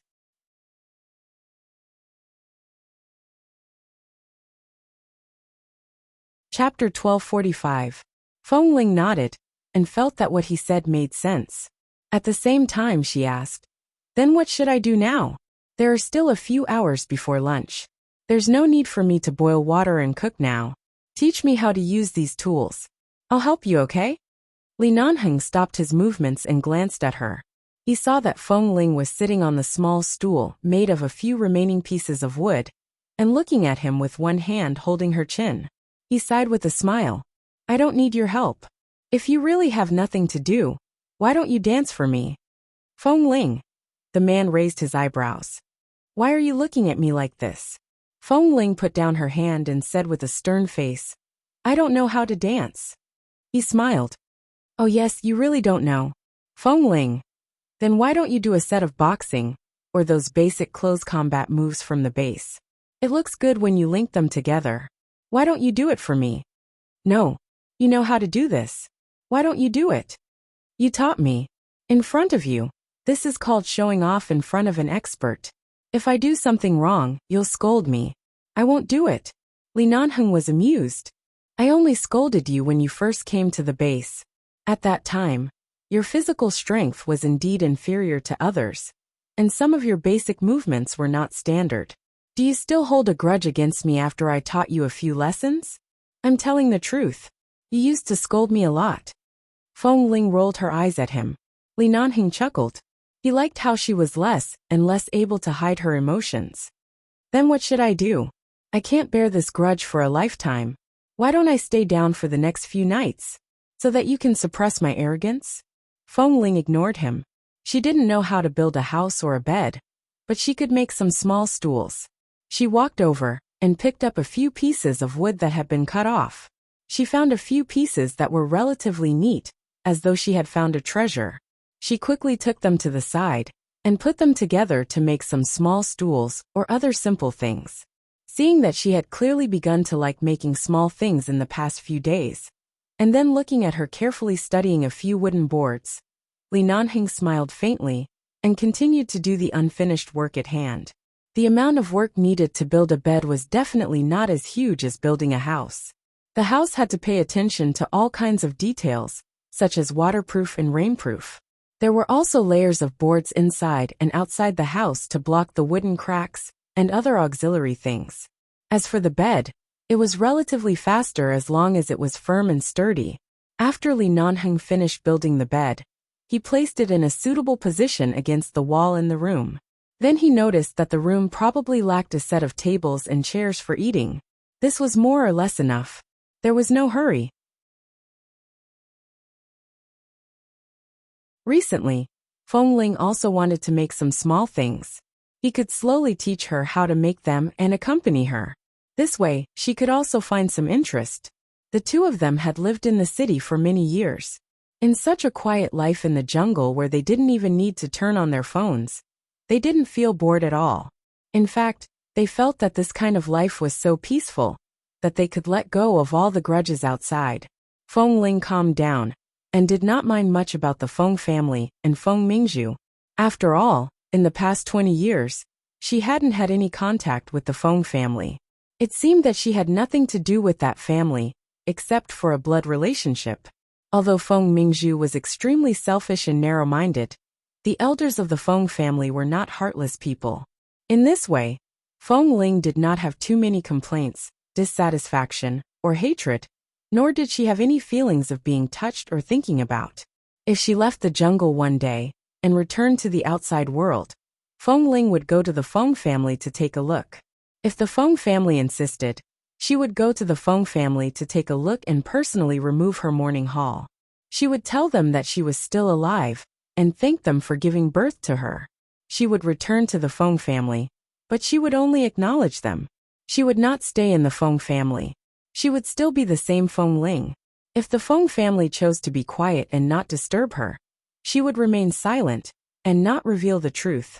It would be best to maintain the status quo. Feng Ling knew that no matter how peaceful and happy her life in this jungle was, sooner or later, she would still have to go back. Both of them had things to bear on their shoulders. This kind of peaceful life could only exist in books and stories. In reality, they both had responsibilities to bear. Feng Ling learned things very quickly. Although Li Nanheng had never learned any carpentry, men were all agile and had a natural sensitivity to these things, so he helped her build a house bit by bit.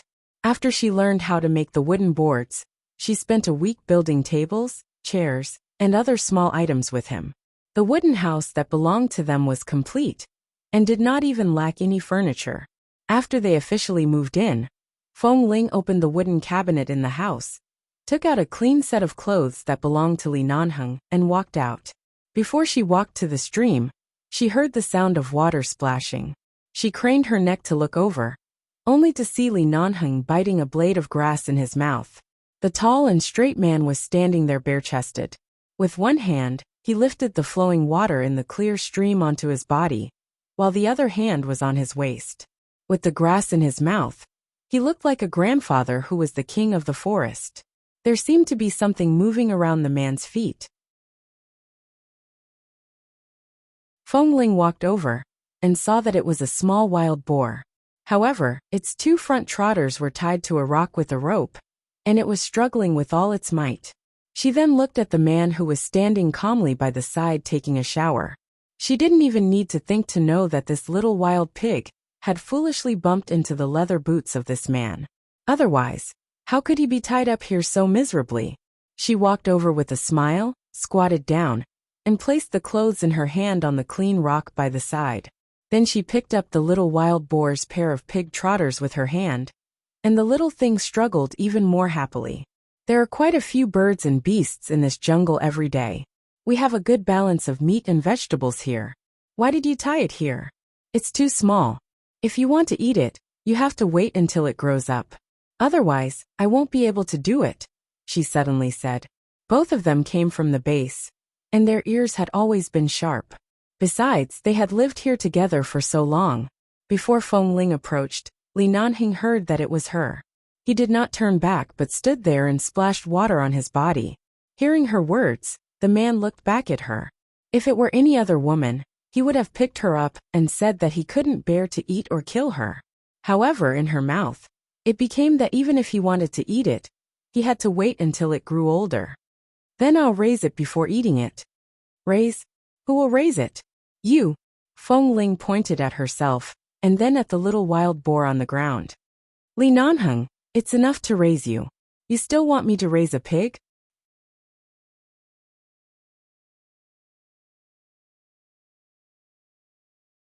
Chapter 1246.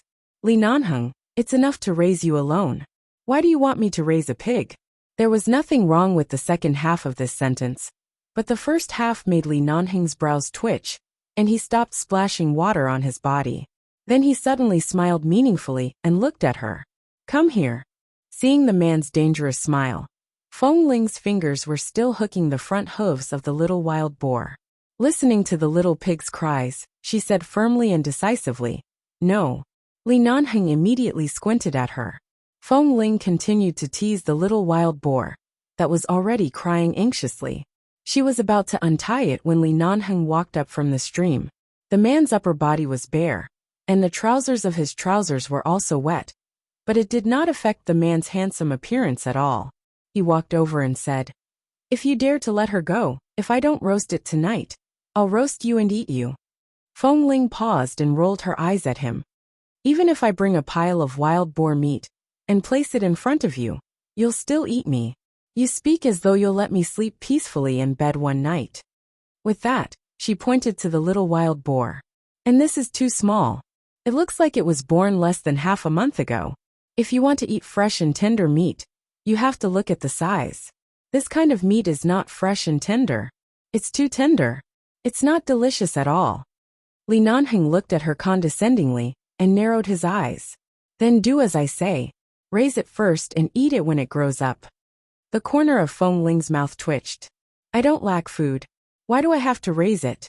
Even if humans live at the top of the food chain, they have feelings for it.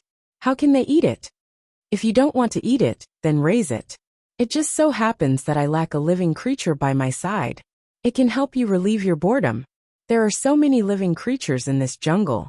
Why don't I catch a few non-poisonous snakes and let them sleep under our bed every day? Li Nanheng snorted, bent down to hold her chin, and decisively kissed her hard on the lips. When Feng Ling was kissed until she almost fell to the ground, he said hoarsely, Up to you. If you like such excitement, I'll accompany you. Excitement? The excitement of raising snakes under the bed? I shudder at the thought. Feng Ling quickly slapped his hand away. I don't want to raise you. I don't want to raise anyone else. Let this little wild boar go. Let's eat something else. The man saw that she insisted on letting it go, and had no objection. Feng Ling quickly released the little wild boar's front hooves. The little thing howled twice and quickly turned around and jumped far away. This thing's running speed was not like that of poultry. Wild boars were born with fast speed. The reason why Feng Ling was fast was because when she was young, she had to be fast in order to eat in the jungle. Otherwise, she wouldn't be able to catch anything. You're not going to shower anymore? Seeing that the man did not take the little wild boar seriously, and was about to kiss her again, she raised her hand to block him. I'm covered in sweat, Li Nanheng chuckled. He recalled that he had been busy for a long time in the morning, and was covered in sweat. Her body was clean, and emitted a fresh smell. He kissed her lips again, but this time, he only tasted it lightly and did not go too deep. He turned and went back to the stream to take a shower. This stream was very shallow. Many places were only more than 10 centimeters deep. The deepest place was where he was standing, but it was barely up to the man's waist. The man stood there and leaned back leisurely. He picked up a blade of grass and held it in his mouth. Feng Ling watched for a while, walked over, and deliberately splashed water on his head. The man did not dodge but teased. Why? Do you want to help your husband shower personally? What husband? Up until now, Feng Ling was too embarrassed to call him husband. This man kept calling her little wife every day. Furthermore, before she slept, she had asked him about it. The reason why Li Nanheng had never explained to her about marrying the cenotaph was because the Feng and Li families had an agreement. Within 3 years, no one could know that the Li family had married the Feng family's cenotaph. After all, this kind of thing was too unbelievable to outsiders. In order to respect a dead child and not let others spread rumors, he had to abide by this 3-year agreement. Within 3 years, he would not marry another woman, and would not explain this strange marriage. However, this was only a verbal agreement between the two families. It was not like they were really married. Furthermore, to Li Nanheng, he only married a few pieces of clothes she had worn when she was young. However, he had been shamelessly calling her his little wife all day long, as if she had completely and utterly belonged to him. She splashed the water on his head again, and looked at the old scars on his back that were not too obvious, but could be seen. These scars were not ugly on his body. As a man who came out of 11 base, it was impossible for him not to have a few old scars on his body. People did not live in a fairy tale world. No one was perfect and invincible, and it was inevitable to have some injuries occasionally. However, the gunshot wound on the back of his shoulder. Feng Ling placed her hand on his gunshot wound. She had once used a dagger to help him remove the bullet here. At that time, the man was sweating in pain but did not make a sound. At that time in Boston, he protected her in his arms and helped her block the bullet. Later, although he was clearly so weak, he still raised his gun and appeared when she was almost surrounded, like a god descending. Her fingers stroked there for a long time. The man saw that her hand did not leave and gently rubbed it repeatedly. He knew what she was thinking and raised his hand to press her hand there. If you want to help me bathe, come down and bathe together. Don't secretly take advantage of me. Who took advantage of you? Feng Ling patted his hand again and lowered her head to look at the grass in his mouth. You haven't smoked since you came here. Are you addicted to smoking again? The man didn't answer directly. He just casually leaned back, narrowed his eyes and looked at the fine light sprinkling down from the dense leaves above. He just responded with a shallow "in." I saw that there were a few boxes in the travel bag you brought. But why haven't you smoked? The man curved his lips slightly and said leisurely, It's not safe to smoke in the jungle. After all, this is the place where you lived when you were young. It's too clean and has too many memories of you. It can't be polluted by any external things, not even secondhand smoke. W. 4M.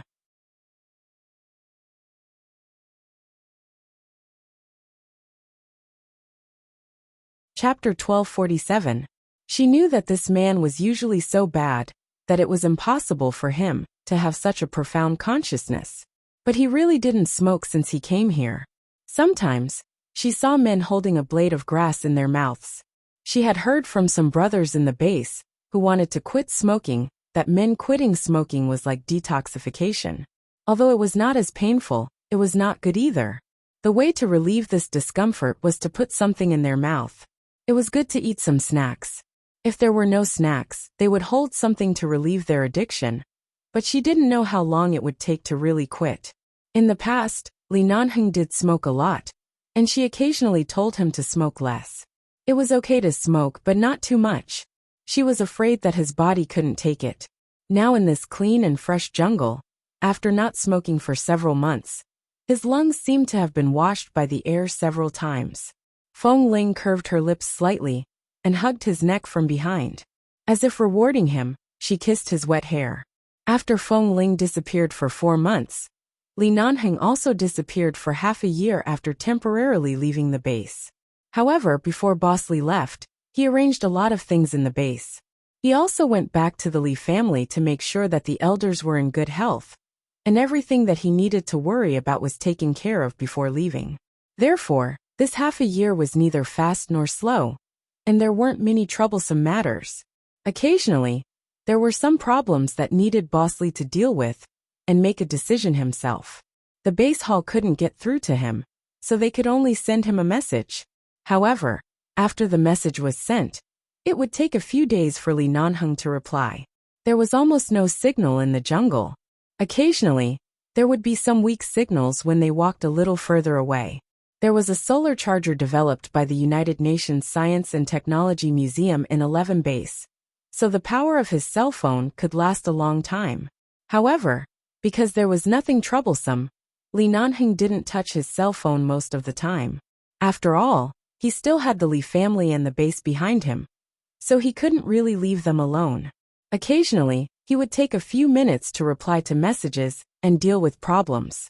Half a year ago, it was still the transition season between spring and summer, and in the blink of an eye, it was almost winter. However, because Li Nanheng was here, Feng Ling didn't have to sit by the fire every day. The cabin was warm and comfortable every day. Feng Ling watched as the man returned with his phone, and knew that he had gone to find a place with a signal to reply to a message. She supported her chin with one hand, and leaned against the window of the cabin. She watched the man's tall and straight figure, and thought about how the two of them had unknowingly spent half a year here. For half a year, they didn't separate from each other at all times. This kind of time was something that they had never experienced before. But it was also so short that it made people wonder if life was really fleeting. How come it's been half a year? It was true that she had left for too long. She had enough time to rest and recuperate, but she couldn't bear to part with this place. She couldn't bear to part with Li Nanheng every day and night, and she couldn't bear to part with this home they had built bit by bit. As time dragged on, winter came in the blink of an eye. Li Nanheng walked back to the cabin and was about to throw the phone back on the bed when he saw that Feng Ling was holding her own phone. She hadn't touched her phone in months. "Help me charge my phone too," she said. Li Nanheng glanced at her. "What are you doing? In a few months after this winter the weather will warm up. Let's go back." Feng Ling raised her phone. Before I go back, I have to restore contact with my old friends and take the time to answer their various questions. Otherwise, when we go back one day, I'll probably be drowned by their questions and saliva. If you don't want to go back, you don't have to force yourself to go back. How can I not want to go back? I just came out for a few months on vacation. It's not like I want to be out of touch with this world. Feng Ling placed her phone on the bed. And it's impossible to live in such a place for the rest of your life, unless you're completely carefree. But how can you be carefree in this world? Even people like me, who have no family since I was young, have responsibilities that I have to shoulder, let alone you. Feng Ling put her phone on the bed. Li Nanheng looked at her and did not say anything. He walked over, picked up her phone, glanced at it, and then looked at her. Are you willing? Of course.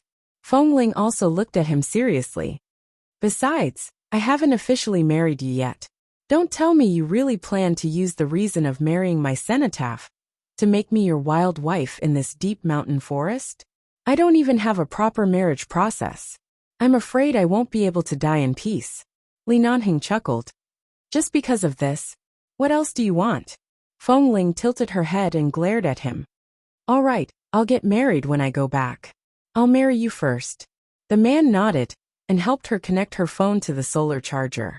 He then reached out and hugged the little woman, who was becoming more and more intimate with him. He let her sit on his lap. You can only be tied to me for the rest of your life. After all, I made a vow in front of the Feng family's 2 elders and the Li family's 4 elders. Feng Ling had never heard of his vow, but from this sentence, she could guess how much this man had done for her after knowing that she was the Feng family's 2nd daughter. She asked, "What vow did you make in front of them?" The man's cold brows moved slightly. Even though there was no one around except for the birds and beasts in the jungle, he still bent down and whispered a few words into her ear. When she suddenly heard this man say that he would never marry anyone except the 2nd daughter of the Feng family, her face instantly heated up. She raised her hand to slap his face away, but the man held her head and kissed her. He turned around and pressed her down on the bed. Los Angeles, the Feng family. Bang! In the hall of the Feng family, Tang Sankai was almost knocked down by old Madame Feng. She stood in place in shock, looking at Feng Mingzhu and Qin Xiu, who were arguing inside.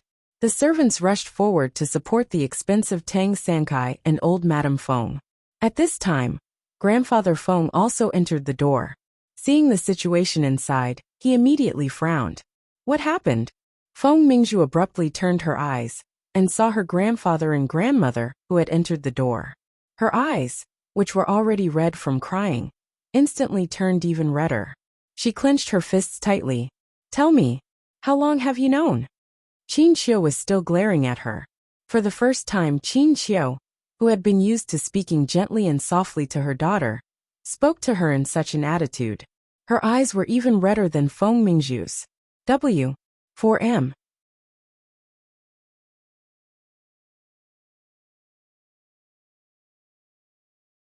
Chapter 1248. What's wrong? Why are you arguing here? Grandfather Feng suddenly shouted.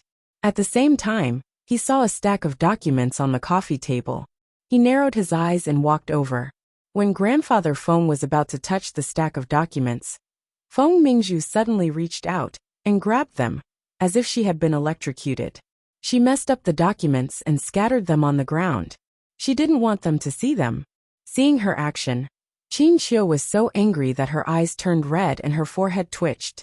Mingzhu, that's your sister. Before Grandfather Feng could figure out what was going on, he abruptly raised his old but bright eyes to look at Qin Xiu. What? At this moment, Grandmother Feng walked over tremblingly with the help of a servant. She looked at Feng Mingzhu and Qin Xiu in shock. When you two were arguing just now, you said that my poor little granddaughter was still alive. She was still alive, right? Did I hear wrong? Feng Mingzhu had obtained the 2nd DNA report of Feng Ling a long time ago. After checking it, she threw it into the safe. After so long, she almost forgot about it. This morning, she asked her mother to help her go back to her room to get something from the safe, but she saw it. Although Qin Xiu had long guessed that Feng Ling was her daughter, After all, Feng Ling didn't seem to want to go home. Besides, Feng Ling looked very peaceful and happy in 11 base. She only wanted to see her daughter happy. Although she wanted to acknowledge her, she couldn't bear to disturb her. So she didn't pursue the matter. Although she thought about it every day, she didn't dare to acknowledge her. However, when she suddenly saw this DNA report, the truth that Feng Ling was her second daughter was completely revealed to her. Most importantly, this DNA report was in Mingzhu's safe. This meant that she had long known about Feng Ling, but for so long, she had remained silent at home. In the past 10 months, she had changed from an ignorant and incompetent young lady to someone who had frequently come into contact with the affairs of the Feng family's major companies and was working hard to take over the inheritance of the Feng family. Qin Qiu thought that her eldest daughter had grown up after those things. She didn't expect that this was the reason. She was furious.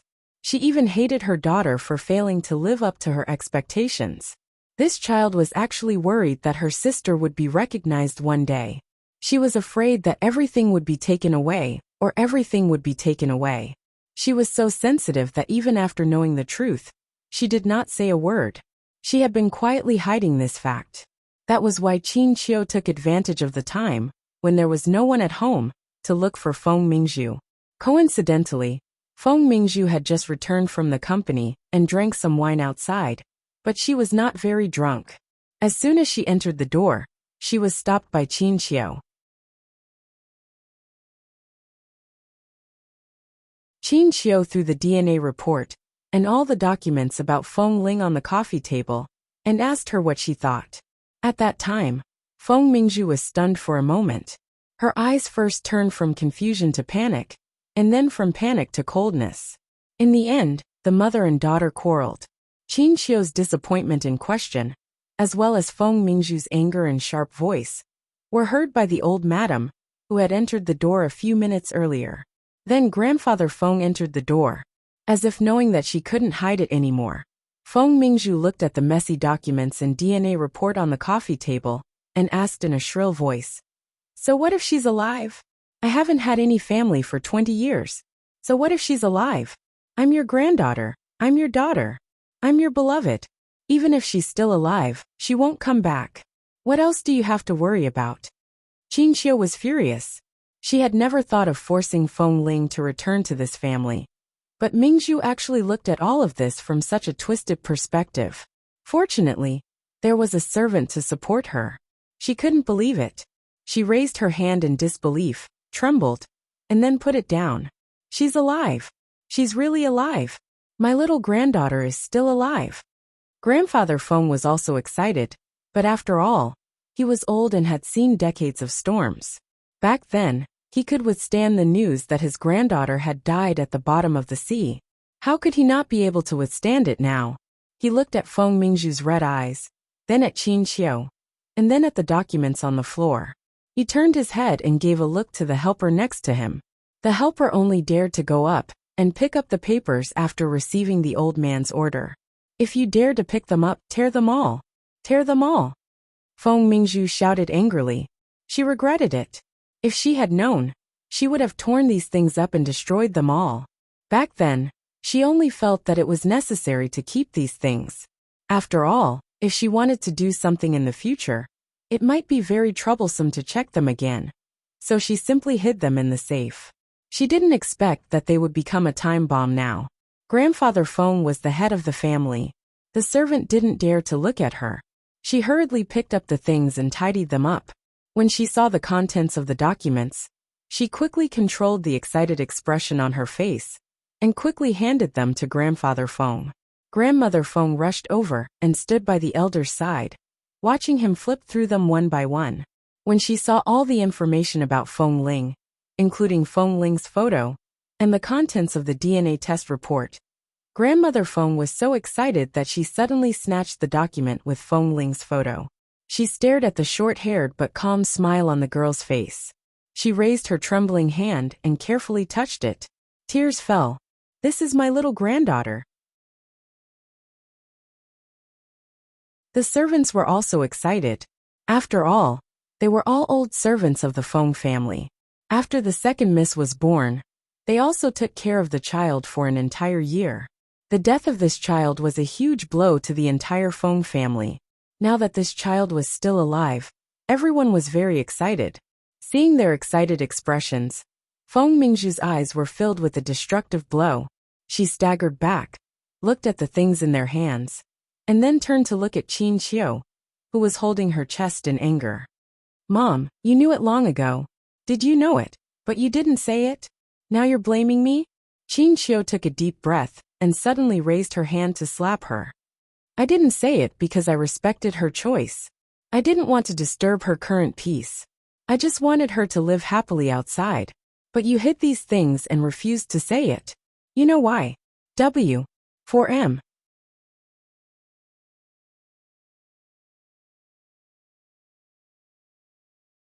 Chapter 1249. Since she was born, she had never been slapped by her mother. This sudden slap caused Feng Mingzhu to stagger back. She looked at her grandparents, who suddenly raised their eyes to look at her. She saw the excitement in their eyes and the flash of surprise. Mingzhu already knew. Grandfather Feng's hands trembled as he held the documents, but his voice was directed at Feng Mingzhu. Why didn't you tell me? Feng Mingzhu bit her lips and looked at them coldly. Qin Qiu was so angry that she clutched her chest and sat on the sofa. Grandmother Feng was still very agitated. She kept staring at the girl in the photo, and then raised her eyes to look at them. Where is this child now? Where is she? Grandfather Feng lowered his head to continue reading the documents in his hands. As he read, he said, There's information here. Her name is Feng Ling. This is an 11 base. Grandfather Feng's expression suddenly froze. He whispered in surprise, She's in Li Nanheng's place? The two old men gathered together and kept looking at the documents as though they couldn't wait to see a living person in front of them. As Grandfather Feng finished reading all the documents, he could no longer maintain his composure. He asked Qin Qiu anxiously, Xiao Qiu, have you seen this child? Qin Qiu's anger eased a little. She moved her hand away from her chest and said softly, It's a coincidence. When I accompanied my mother out to buy things, my mother's bag was stolen by a robber. It was Feng Ling who passed by and helped snatch the bag back. Just like that, we met for the first time. Qin Qiu briefly told him what had happened and then said, When I first found out that her surname was Feng, I didn't think much about it. Later, when I guessed that she might be my daughter, I remembered the small jade pendant she had been wearing since she was born. There was a Feng character engraved on it. I guess someone made her use this surname because of her jade pendant. The more Grandmother Feng listened, the more agitated she became. Even though it was already dark outside, she still turned her head to look out. As she looked, she held her old man's hand tightly. Old man, let's go see her. Let's go bring our little granddaughter back. Hearing that they were going to bring her back now, Feng Mingzhu glared at them angrily. Bring her back. Are you sure you want to bring her back? We don't even know if she wants to return to the Feng family. You're going to pick her up just like this? Sensing Feng Mingzhu's anger, the two elders of the Feng family looked at her again. Grandfather Feng looked at her. Mingzhu, what are you angry about? That's your sister, your biological sister. When you were young, you heard that your little sister fell into the sea. At that time, didn't you cry? Don't you remember that when you were young, you often kissed her in swaddling clothes? We're of the same blood. Why? Feng Mingzhu sneered. If you were me, would you be happy? Grandfather Feng paused and looked at her. After all, she was his granddaughter. No matter how many unreasonable things she had done, he would never think of her from a dark angle. He didn't think about how sensitive she was at this moment. He just looked at her and couldn't understand why she looked so determined, as if she would sever ties with the Feng family as long as they dared to bring Feng Ling back. Enough. Do you still want the whole family to see your dark thoughts? Qin Qiu suddenly scolded her and turned to glare at Feng Mingzhu. Go back to your room and think about what you did wrong. I was wrong. Feng Mingzhu's face was still red. She chuckled softly, but her voice was cold, and her voice was sharp and full of anger. Mom, I wasn't the one who threw my child into the sea. You're the sinner of the Feng family. I'm not. Why should I be wrong? What did I do wrong? Qin Xiu's face instantly turned pale because of her words. She looked at her eldest daughter in disbelief. Bastard!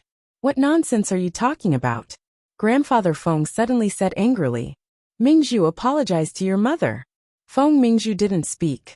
She just looked at Qin Xiu's pale face, then at old Madame Feng, who couldn't hide her nervousness and excitement because of the news of her little granddaughter, and then at Grandfather Feng, who was glaring at her.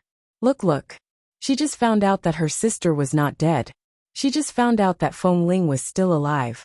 Now, the whole family was on the verge of ganging up on her.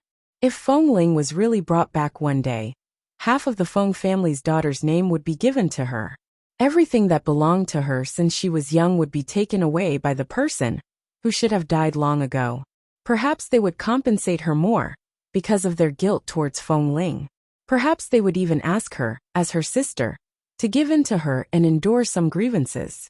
In short, as long as Feng Ling was still alive in this world, it would be a devastating blow to her. I asked you to apologize, but you're still glaring at me? Grandfather Feng finally saw the seriousness of the matter from Feng Mingzhu's resentful expression. He suddenly narrowed his eyes and said, Just now, your mother said that you already knew that these DNA and information were investigated by yourself. After knowing the results, you didn't tell anyone. You didn't want your sister to come back? Old Madame Feng also looked at her in disbelief. Mingzhu, how could you bear to let your sister wander outside? Why didn't you say anything? Why didn't I say anything? Feng Mingzhu opened her mouth, but she stood there quietly. Her eyes were a little empty, and her voice was flat and emotionless. Only a sneer could be seen on her lips, but it also flashed past. That's right. Why didn't I say what I was afraid of? Qin Xiu looked at her expression as if she had been hit. Although she was angry, she couldn't bear to see her trapped in that dilemma. She frowned and said, Mingzhu, you're no longer a child. You understand the logic very well. You've all grown up. Even if Feng Ling returns to the Feng family, no one will compete with you for the love of the elders. Besides, you know how the Feng family does things. Even if she comes back, the family won't be biased. You're still the apple of the Feng family's eye. Everything you want will still belong to you. Put down those knots in your heart. Whether she wants to come back or not, you have to get along well with her, okay? All right. Feng Mingzhu raised her chin slightly, the emotions in her eyes still unclear. If she really comes back, I will definitely get along well with her.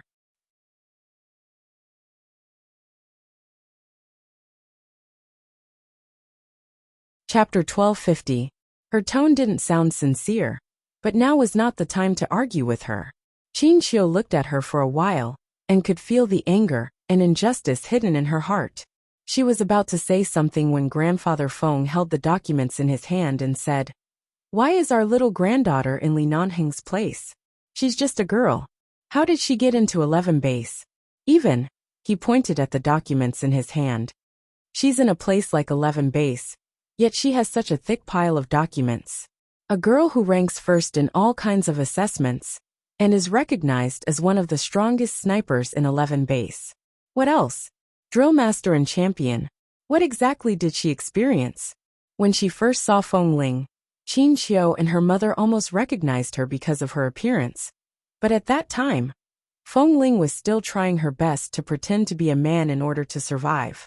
Qin Xiu looked at the documents in Grandfather Feng's hand. Her previous guess was now 100% confirmed. Her heart was in turmoil, and her voice was filled with suppressed heartache. She disguised as a man and mingled in 11 base to survive. I don't know what she experienced, but to be able to force a good girl to disguise as a man, it means that she must have had a bad life before entering 11 base. In the photo, Feng Ling looked very beautiful, but when she heard that she had a bad life before, Grandmother Feng's tears instantly fell. I'm going to bring her back now. Auntie Mai, quickly tidy up her room. Let's change everything into new ones. Buy everything that a girl likes and put it in. I want to bring her back and compensate her for all the things that I owe her for more than 20 years. My granddaughter has suffered too much. I must let her come back and enjoy a good life. Auntie Mai, quickly go and tidy up a room. Let's change everything into new ones. Buy everything that a girl likes and put it in. I want to bring her back and compensate her for all the things that I owe her for more than 20 years. My granddaughter has suffered too much. I must let her come back and enjoy a good life. All right, madam.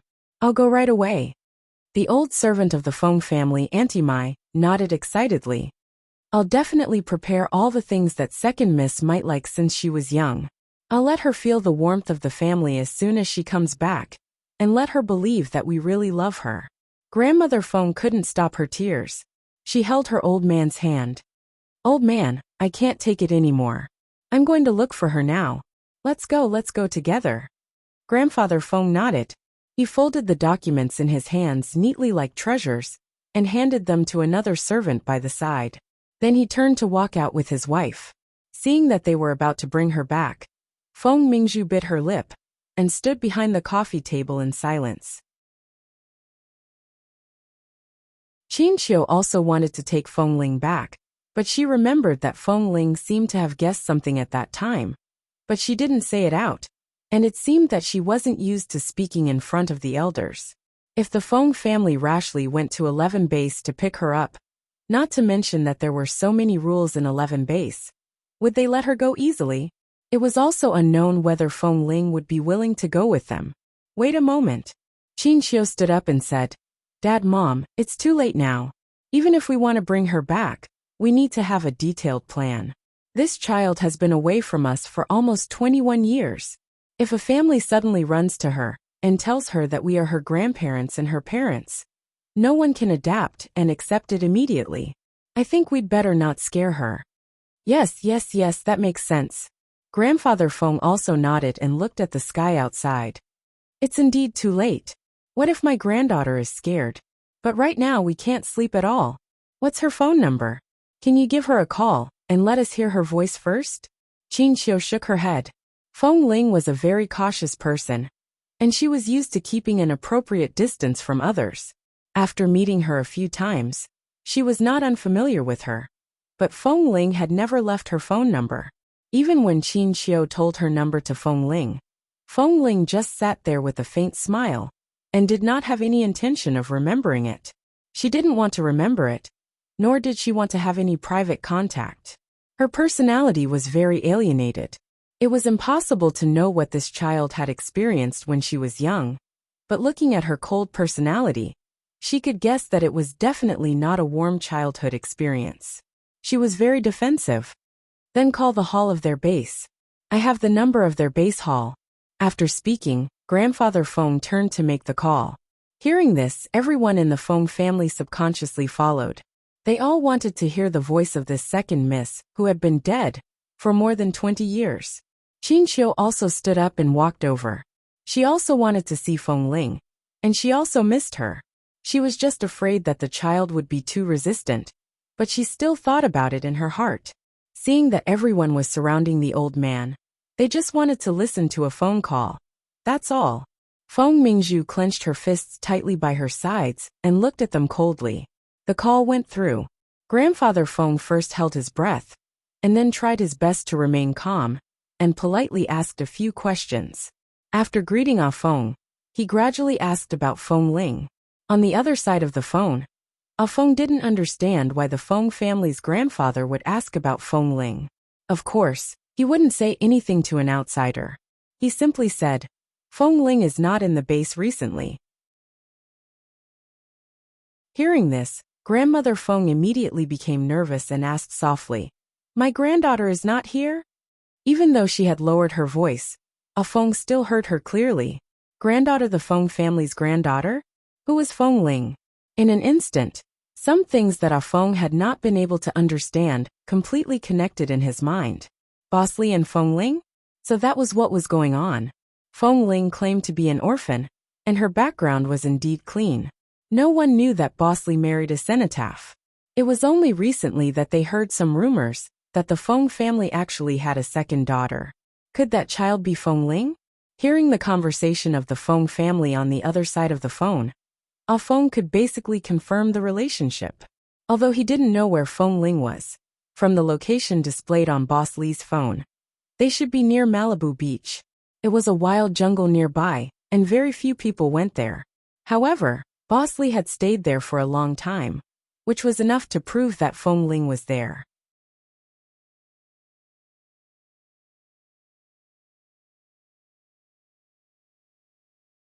Chapter 1251. The jungle outside the cabin was already winter. Even though it was not covered with snow, it was still cold. Inside the wooden house, it was as warm as spring. There was a fire in the clean stove, and there was a safe makeshift stove by the window. The stove was covered with barbed wire, and it was very clean. Half a piece of bacon that hadn't been eaten in the afternoon was hanging on top of the barbed wire, and it was slowly being smoked and warmed up. It could be eaten anytime and anywhere. However, the room was not quiet at this moment. A few birds were waiting to be fed in the temporary bird nest by the bed. They stretched out their necks and opened their mouths wide, waiting to be fed. Feng Ling picked up earthworms with tweezers and fed them into their mouths. From time to time, she smiled and teased these birds with big mouths. Speaking of these birds, she also wanted to laugh. Originally, she was just going to dig out the eggs out of habit and bring them back to make a meal. However, perhaps because it was winter and the mother bird had flown off somewhere, the nest fell under the tree. She saw it and picked it up, but she didn't want to eat it that night. She didn't know how she happened to cover the nest with a thick coat, and it was in a warm place near the stove. On the third night, when she remembered the eggs and was about to come back to get them, she found that the top of a few of the eggs had cracked. Then, she watched helplessly as the first bird struggled out of the cracked egg. Then, one after another, she had harvested a nest of starving little birds. At that time, Li Nanheng had just returned from outside. He saw Feng Ling squatting by the bird nest by the bed and didn't know what to do. He thought something had happened to her, but when he walked over, he saw these little things in front of her. "What are you?" Hearing the man's words, Feng Ling raised her head to look at him in a daze. She then pointed to the few little things in front of her and said, "I originally wanted to make some egg drop soup tonight, but I didn't expect these little birds to hatch from our clothes." Li Nanheng looked at the two thick clothes next to him, and then at the remaining eggs that were gradually cracking at this time. Looking at the little things that kept crying out with their mouths wide open, he didn't know whether to laugh or cry. "Do you want to raise them?" Li Nanheng asked with a smile. "I want to eat." Feng Ling's expression was very sincere. Li Nanheng raised his eyebrows. "Eat them? I want to eat bird eggs. The weather has been cold recently. These eggs are not as easy to find as in the summer." Feng Ling's expression was blank and melancholy. "But a bird actually hatched. What should I do?" Li Nanheng chuckled. He knew that Feng Ling was straightforward. If she said she wanted to eat, she really wanted to eat. However, these birds were too small. Even if she wanted to make some bird meat soup, it was not possible, so he could only smile and say, "Do as you see fit." Feng Ling squatted in front of the birds for a long time. In the end, she saw that they wanted to eat something. Coincidentally, there were many earthworms she had just dug out in the room. She didn't know what birds ate, but she heard that they ate worms. Earthworms should be able to do the same, right? So she tried to feed it, and she didn't expect it to work. So she fed them continuously for about a week, and also raised these birds for a whole week. Li Nanheng came in and saw that she was feeding the birds. He walked over and gently kicked the nest she had specially made with some old cloth. Of course, he only touched it lightly, and Feng Ling quickly raised her hand to slap him away. Don't touch them." Li Nanheng smiled. "I think they have grown up a lot in the past few days. They can be cooked into soup." Feng Ling's expression froze. She looked at him abruptly, only to see that the man was standing there condescendingly with a malicious smile. The corner of her mouth twitched, and she hurriedly bent down to carry the nest of birds to the bed like she was protecting her cubs. She used her body to block the nest as she said, "I've been raising them for a week. If you dare to eat them, I won't let you off." Not only did Li Nanheng not walk away, but he even leaned closer. While she was squatting by the bed, he leaned down and trapped her by the bed. He lowered his head and kissed her on the cheek. "How do you want to be with me?" Feng Ling quickly pushed him with her hand. "Don't mess around. Don't press them down. They are still young, and their feathers haven't fully grown. I'm warning you, Don't have any ideas about them. If you want to eat them, go eat something else. I'll raise these few like this, you. Before she could finish speaking, the man bent down to hug her and kissed her hard. They had been together like this every day for half a year. But Li Nanheng's passion for her did not decrease. In fact, it was as though he loved her more and more every day. His passion had never decreased. Feng Ling had long gotten used to his habit of wanting to kiss her, touch her, and press her down on the bed. After being kissed for a while, the man finally let go of her, touched her shoulder-length hair, and kissed her in the hair. He then hugged her and smiled. Feng Ling didn't know what this man was smiling about, but she instinctively felt that he was definitely thinking of something bad. Of course, she didn't expect that Li Nanheng was considering whether they should have a child, because he saw her protecting the birds. Feng Ling was not used to dealing with things with women, but in fact, she was still a woman in her bones. This kind of instinct was innate. The birds that she fed for a week were treated as treasures by her. If one day, she really gave birth to a child that belonged to them, just thinking about it was enough to look forward to it. Although she couldn't eat the bird meat soup, there was bacon for dinner. Feng Ling carefully cut the meat into thin slices and made 2 simple vegetarian dishes. Life in the jungle was not particularly simple because of Li Nanheng's existence. It could even be said to be extravagant. When Feng Ling was young, she made a living in the jungle, but Li Nanheng had been in the base for so many years, and his ability to survive in the wild was not much worse than hers. Many of the game was brought back by him, and it was especially rich. Every day, he did not lack food or clothes. At dinner, Feng Ling originally wanted to pick up a piece of bacon to eat, but for some reason, she suddenly felt nauseous. She abruptly put down her chopsticks and turned to the table to retch. "What's wrong?" "It's nothing. My stomach doesn't feel well." Feng Ling did not vomit anything for a long time. She took a sip of the warm water Li Nanheng handed her, took a deep breath, and picked up 2 vegetarian dishes with her chopsticks. She no longer ate meat. Li Nanheng looked at her and suddenly said, "Got it." Feng Ling didn't react at first. Half a minute later, when she understood what he meant, she almost dropped the bowl in her hand. "How is that possible?" Li Nanheng calmly smiled. "Although I'm very careful every time, no contraceptive measure can guarantee a 100% success rate." Feng Ling, asking for monthly votes.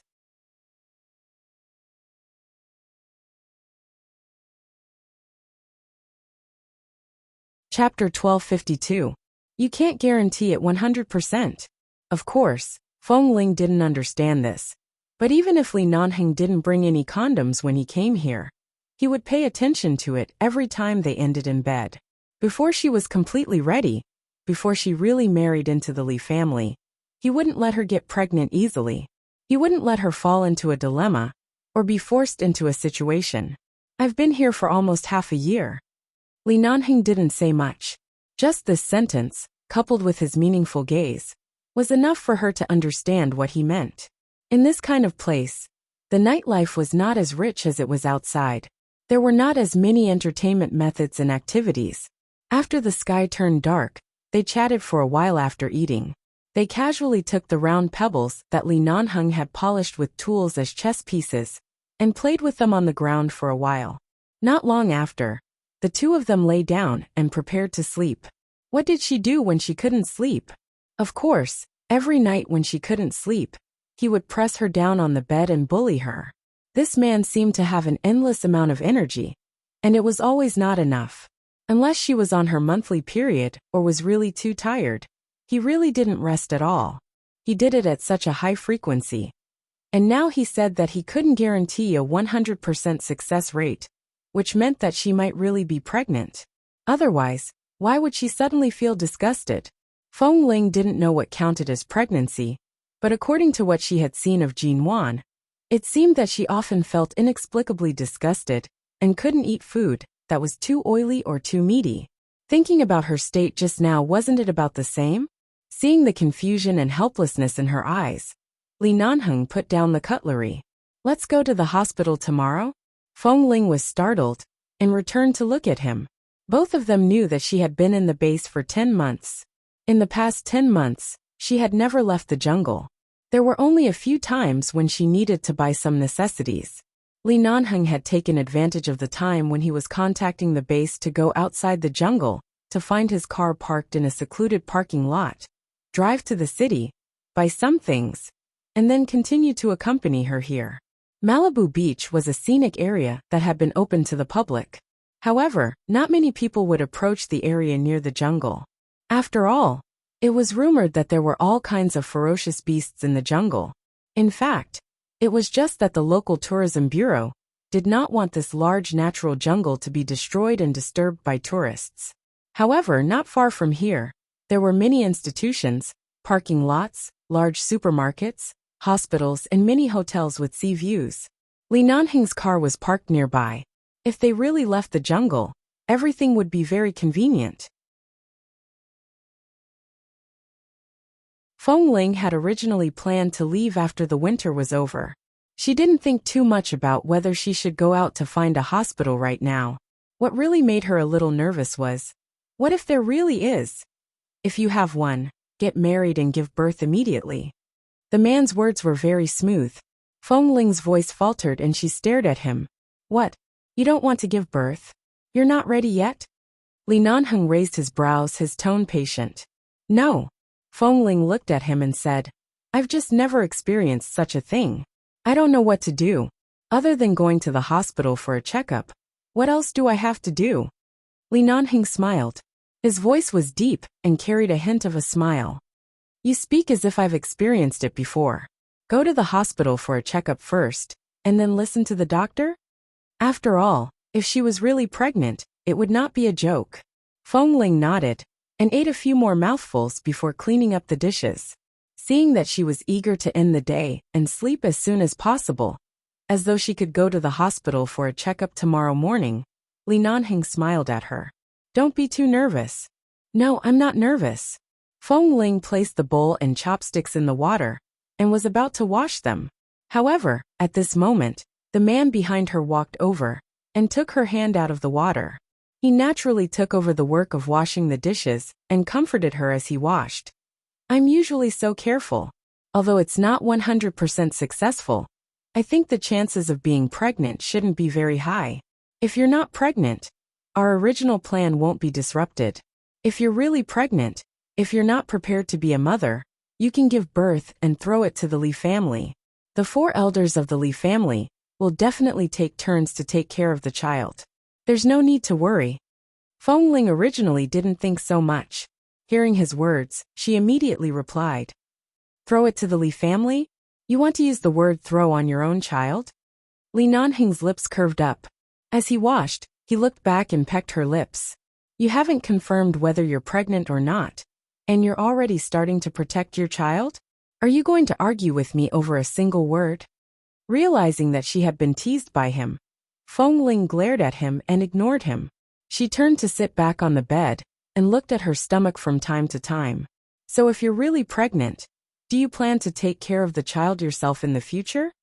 Li Nanheng washed the dishes and turned to help her boil the bathwater. Now that the weather was cold, they couldn't go to the stream to wash. There was a large water bucket in the room that Li Nanheng had built.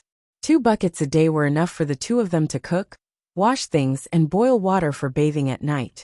However, it was a little troublesome to fetch water back every day. Of course, Li Nanheng snatched away the hard work. I've never thought about it. As Feng Ling spoke, she subconsciously placed her hand on her stomach. She recalled that when Jin Wan was pregnant, she would subconsciously protect her stomach. So this was how it felt. She didn't know if she was pregnant or not, but she already had this kind of consciousness. So when Jin Wan woke up in the hospital and found that her child was gone, how did she survive those months, especially when Mr. Mo hadn't woken up yet? How painful and sad must she have been? I didn't think about it before, but now I can think about it seriously. When Li Nanheng walked past the bed, he pinched her chin and continued to get the water. After a few months, this young master of the Li family had already gotten used to loving her, taking care of her, and trying to make her do as little as possible. He rushed to do everything that he could do, causing Feng Ling to get used to being taken care of by him. She didn't even need to prepare the bathwater herself. When Li Nanheng prepared the water and gestured for her to go take a shower, Feng Ling lowered her head to observe her flat stomach as she bathed. What did it feel like to be a mother? She suddenly recalled that time in the coffee shop. Qin Qiu had sat in front of her and kept staring at her face. That kind of careful, warm gaze, but she didn't dare to approach.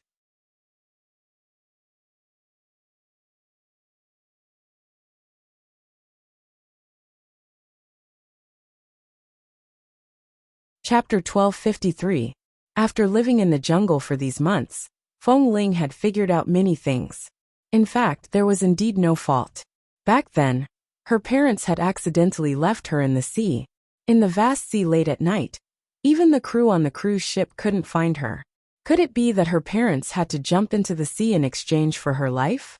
The Feng family had never forgotten her. They were not cold-blooded. They even cherished the memory of her dead, and had always kept her in their hearts.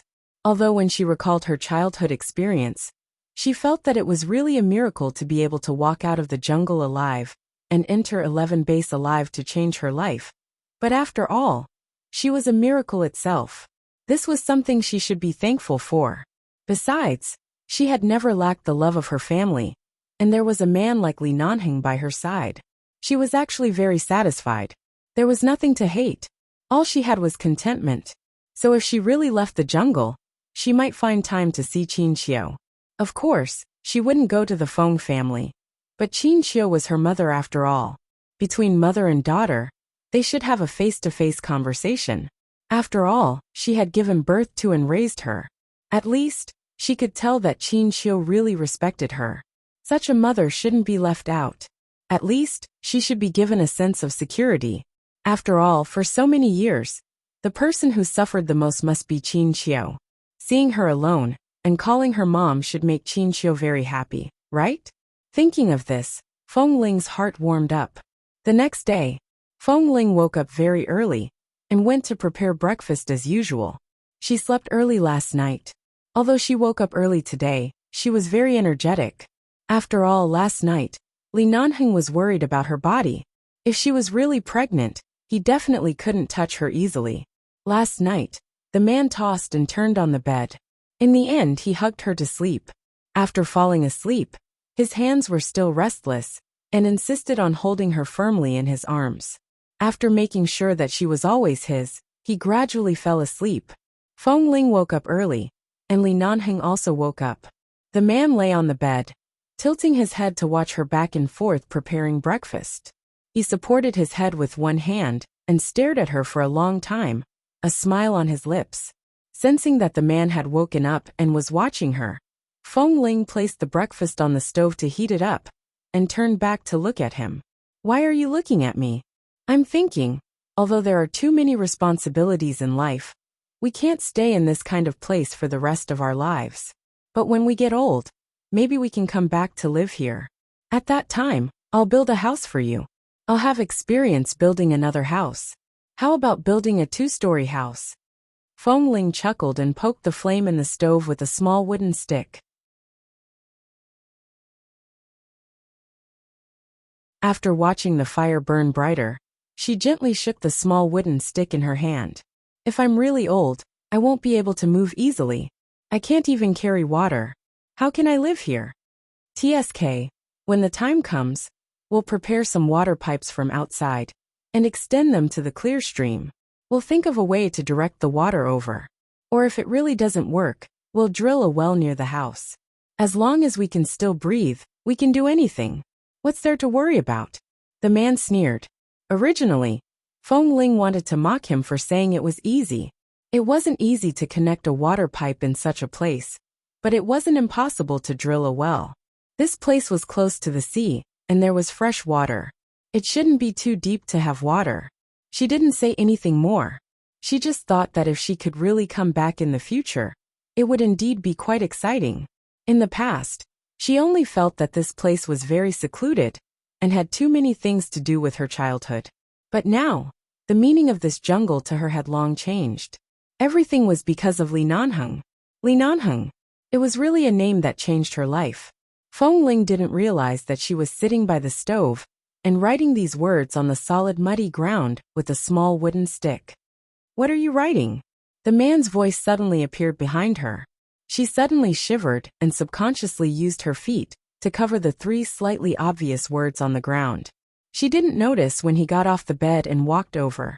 Li Nanheng had long seen it. He bent down behind her and whispered into her ear with a low smile. "Why didn't I know that you love me so much?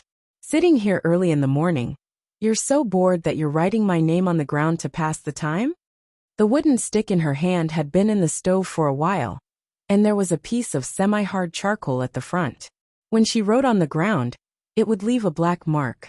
Earlier, she had repeatedly written and traced here, making the originally unclear words clear. Li Nanheng's eyes were fine, so how could he not see it? At this moment, Feng Ling simply stepped on it with both feet and silently hid her deep love under her feet. Li Nanheng laughed out loud because of her feminine side. Hearing his laughter, Feng Ling abruptly stood up and made a move. The man dodged in time. After a while, the two of them were playing on the bed. Feng Ling was out of breath from his kiss, and the fragrance of breakfast wafted in the air. Only then did they finally stop. Before leaving the jungle, Feng Ling extinguished the fire in the stove. After living here for so long, she usually paid the most attention to fire prevention. After all, in a place like the jungle, what she was most afraid of was fire. There were flammable flowers and trees all around, especially now that it was winter and the air was dry. If she wasn't careful, it might cause a forest fire. Even if she only went to the hospital for a checkup and would be back in a few hours, she still paid attention to this. When she first came out, Feng Ling did not feel uncomfortable because she had been inside for 10 months. However, Li Nanheng's car was parked in front of the Malibu Beach scenic area. It was a little cold in this season, and there were very few tourists. There were only a few people nearby. Feng Ling looked at those people, and then at the sea not far away. "Is there anything you're not used to?" After getting into the car, Li Nanheng helped her buckle her seatbelt. At the same time, he circled her in the passenger seat and looked at her with concern. "Do you want to go straight to the hospital or find a place to sit for a while?" He considered that it had been a long time since she had seen other people. He didn't know if her interpersonal skills would be affected. After all, in the past, Feng Ling had always been very cautious in dealing with people and was not very open-minded. I'm fine. Let's go straight to the hospital." Feng Ling blinked at him. "I'm not that 5-year-old little girl who just walked out of it. I'm already used to it." Li Nanheng smiled, rubbed her head, and started the engine.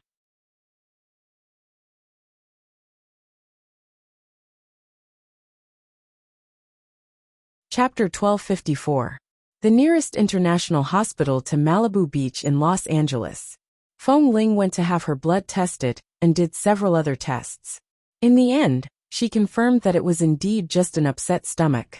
The doctor asked her if she had eaten something cold a few days ago. Feng Ling recalled that the bacon she had eaten in the past few days might not be easy to digest, and because there was too much meat, she was afraid that it would go bad after a long time. She didn't want to waste food, so she ate more than usual and ate several meals in a row, causing food accumulation. Furthermore, when she drank water, she often drank cold water when Li Nanheng wasn't paying attention. If there was no hot water, she would drink cold water. This might have caused a burden on her stomach. That was why she suddenly experienced nausea, vomiting, and loss of appetite. Right now, she felt disgusted when she saw bacon, because she had eaten too much these past few days. After confirming that she was not pregnant, although Li Nanheng knew that he was usually very careful and that the possibility of pregnancy was not high, he still held the test report with a look of disappointment. In fact, he should be more careless occasionally. Perhaps in a few months, his child would be born.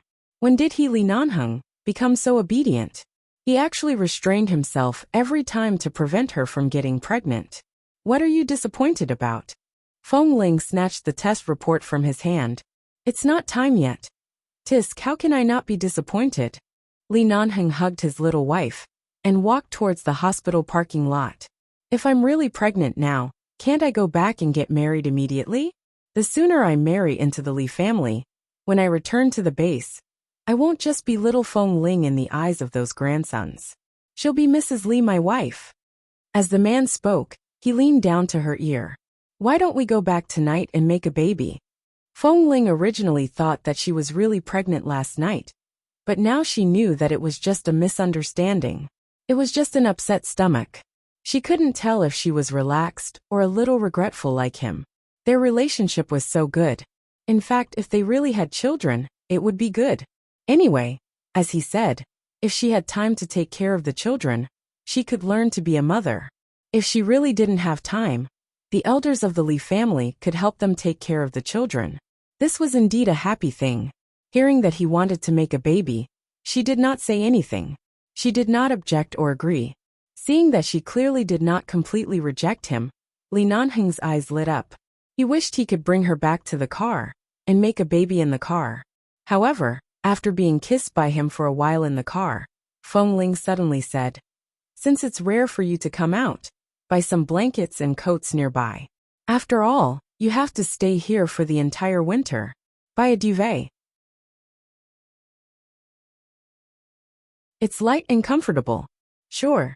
Li Nanheng's mind was filled with thoughts of going home to make a baby. It was even better to change to a more comfortable quilt. Without hesitation, he agreed and hugged her to nibble on it. When Feng Ling raised her hand to push his face, he smiled and drove to the nearby shopping mall. After all, this was a scenic spot. There was no lack of anything. The shopping mall was also very close. It had been a long time since Feng Ling had visited such a place. After buying the duvet, she strolled around for a while and bought some other daily necessities.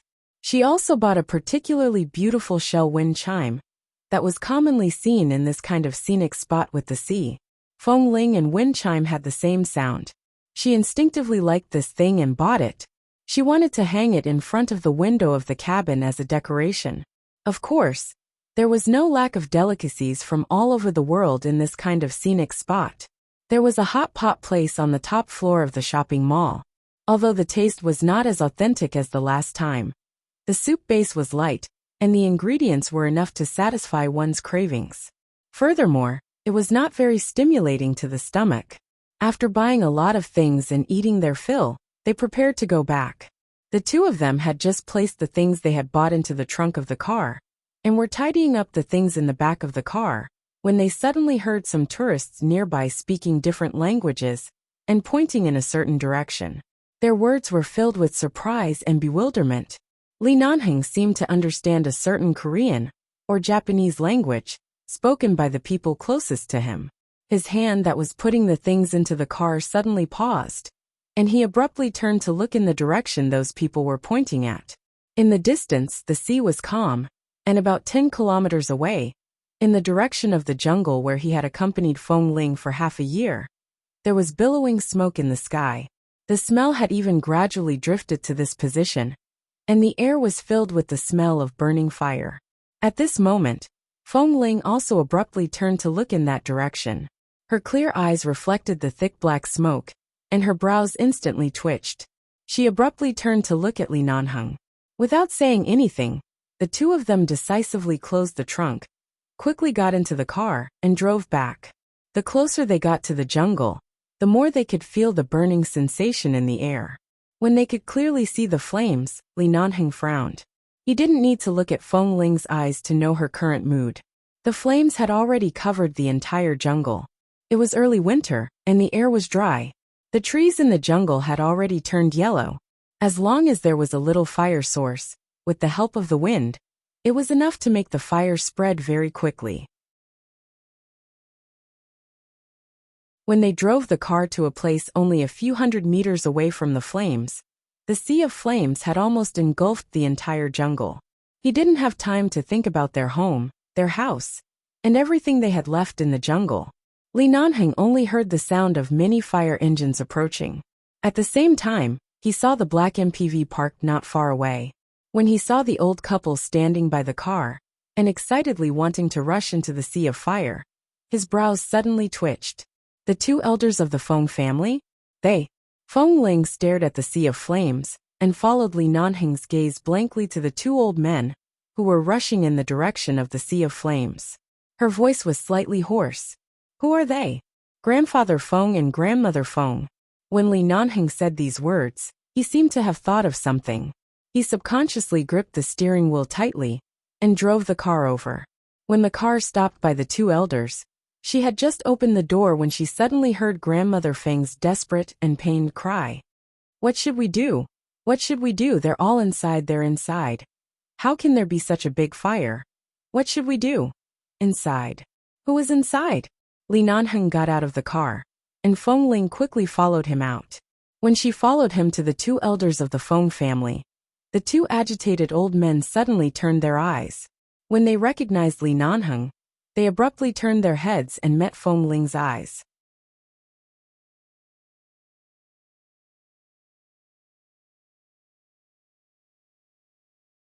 Chapter 1255. The moment their eyes met, the two old men looked into Feng Ling's eyes, and were both startled. Grandmother Feng looked at her with tears in her eyes. She raised her hand tremblingly, but as she looked at her, she anxiously reached out in the direction of the burning jungle. This child, this. Elders, this is. Li Nanheng sensed the seriousness of the matter from the two elders' eyes and frowned. What happened? Grandfather Feng's gaze also fell on Feng Ling, but he didn't have time to say anything. The moment he saw Li Nanheng, he raised his old hand and pointed in the direction of the fire. They're inside. They went in to look for you.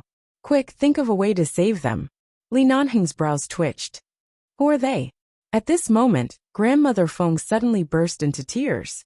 She quickly stepped forward and hugged Feng Ling, who was still standing by the side in a daze. As she hugged her, she buried her face in front of her and cried loudly. My granddaughter. You're my granddaughter. Feng Ling. My good granddaughter. Grandma finally saw you. But what should we do now? Your parents went in just now. They thought you were in the jungle, and were afraid that our legs wouldn't be good. So they said they would go in to look for you first. But why did it suddenly catch fire? What should we do now? Old Madame Feng cried and sobbed. As she cried, Li Nanheng could roughly understand what was going on. Suddenly learning that Qin Xiu and Mr. Feng were in the jungle, Li Nanheng's eyes darkened. He glanced at Feng Ling, who was still standing there. She didn't know where to put her hands and feet when she saw the old woman suddenly pouncing on her and crying uncontrollably. However, the moment she heard that her biological parents were in the burning jungle, all her hair stood on end. The moment Li Nanheng turned to look at her, she abruptly turned to look at him. Their eyes met. They were used to being in 11 base, so they didn't have anything else to say. The most important thing right now was to save them. How did they get in with such a big fire? Li Nanheng said as he quickly observed the fire above the jungle. Hearing the sound of the fire engines approaching, he turned back to look in the direction of the fire engines, and decisively walked toward them. Feng Ling thought that Qin Xiu was inside. That was her mother and her father whom she had never seen before. The habit of every rescue mission, and the faint consciousness in her heart reminded her to immediately go to the fire engine, with Li Nanheng, to apply for the rescue. However, the old woman who was crying so hard that she almost fainted made her unable to retreat. Her hands were stiff by her sides. Listening to the old woman's pained and anxious cries, Feng Ling lowered her head to look at her. Her lips moved, but she didn't know what to say or what to say. At the critical moment of life and death, no one could spare the extra thought to consider what kind of background or how to address them. She paused for a moment and looked up at the old man who was walking over. Old Mr. Feng, I'm sorry, but I have to participate in the rescue now. Let's save them first, okay? Elder Feng looked at her deeply and tried his best to suppress his anxiety. He nodded at her and said, How are you going to save such a big fire? Child, don't take the risk. Your parents are in danger now. If you go in and something happens to them, I'm a member of 11 Base. I have professional rescue methods. I've participated in countless dangerous missions. Please trust us. With that, Feng Ling pushed the crying old woman in her arms to Elder Feng. At the same time, she quickly turned and ran in the direction of the fire engine. Grandfather Feng held his wife's hand tightly and looked back at the burning jungle worriedly. The weather was too dry, and the fire was getting bigger and bigger. It was easier said than done to save people in such a large jungle. On the one hand, he was filled with worry, and on the other hand, he was happy to finally see Feng Ling. The two feelings collided. The two old men couldn't bear it and staggered by the car door. Please be all right. Please. Grandmother Feng clutched her chest, her eyes red. From time to time, she looked at the flames in the sky, and then turned to look in the direction Feng Ling had just left. As she looked, she said in a trembling voice, "Old man, that's our granddaughter." "Yes, she's our granddaughter." Grandfather Feng sighed. "With just a glance, I can tell that she's an outstanding and brave child." Several fire engines were already in place. Li Nanheng used his phone to contact the nearest rescue helicopter of 11 Base. It would fly over in about half an hour. Because they were really members of 11 Base, the rescue team had to take out spare fireproof suits, disinfectant masks, and other equipment in the car at their request. Li Nanheng communicated with the people in the fire truck in English the whole time. Feng Ling listened and quickly changed her clothes. Although she was silent and did not step forward to speak, although she looked calm, her trembling hands still exposed the worry and fear under her emotions. It was really too difficult to save the two of them in such a big fire. But the people there were her parents. And the two kind old men just now were her grandparents. They were all family members that she had never dared to hope for. Why did the fire suddenly break out? Why did they suddenly come here? Why did they go in? How could this be? After Li Nanheng communicated with the people inside, he turned back and saw Feng Ling fastening her belt with trembling hands. His gaze fell on her face. At this time, any words of concern were useless. He only looked at her and asked in a serious and low voice, "Can you do it?" Feng Ling did not answer.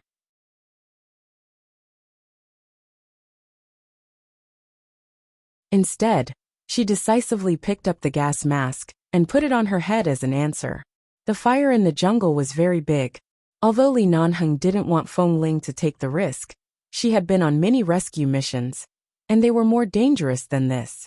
Right now, the people inside were her parents, and she couldn't be left outside. She had to go with them. After you go in, listen to my commands.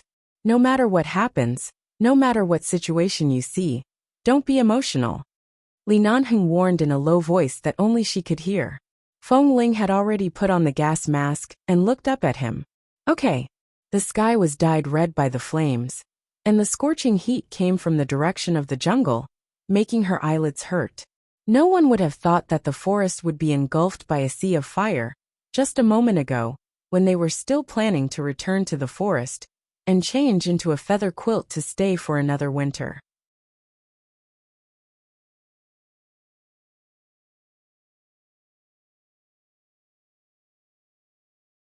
Chapter 1256. The sudden impact on Li Nanheng was not small, let alone Feng Ling, who had a special feeling for this jungle. However, the people in danger were her parents who gave birth to her. She didn't even have the time to feel sad or regretful. She had to participate in the rescue. She couldn't even have the time to feel uneasy or confused. Li Nanheng looked at her for 2 more seconds and suddenly said sternly, "Feng Ling, listen up." Feng Ling, whose back was slightly sagging, subconsciously straightened her body and stood in front of him with her legs closed. "Yes. From now on, follow behind me. You're not allowed to rush forward alone. You're not allowed to be more than a meter away from me. Even if the home you built with your own hands is destroyed, you have to remember what's more important. If the home is gone, you can build it again. Your life is the most important, understand?" Feng Ling's expression did not change. Her hands slowly clenched into fists in the sleeves of her heat-resistant suit. Although she only answered with one word, her voice was still hoarse. "Yes." At the same time, the 2 elders of the Feng family were quickly invited over by the firefighters to ask what had happened. As the people in the car were all wearing the same clothes and the same disinfectant mask, their faces could not be seen. The only thing the 2 elders could recognize was Feng Ling, who was slightly shorter and thinner than those men. When she answered all the questions, she stared at her and said with red eyes, My son and daughter-in-law are here to look for their long-lost child." As she spoke, the old lady looked at Feng Ling's mask and stared at her. We all thought that the child had been inside and wanted to pick her up and let her go home. But the jungle was too big. They didn't come out for more than 2 hours, and there was no signal on the phone. Then, for some reason, a fire suddenly broke out. The wind was too strong, and the fire spread very quickly. My old man and I were afraid that something would happen, so we quickly called the police. It didn't take long for the fire engine to arrive, but the fire was already terrifyingly big. After learning the general cause and effect, the fire brigade arranged for all the rescue and fire prevention equipment. If it was just a forest fire, there was no way to control the fire rationally.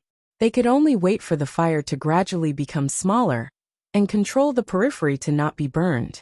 After understanding the general cause and effect of the fire brigade immediately arranged for all rescue and fire prevention equipment. If it was just a forest fire, the fire could not be controlled rationally at all.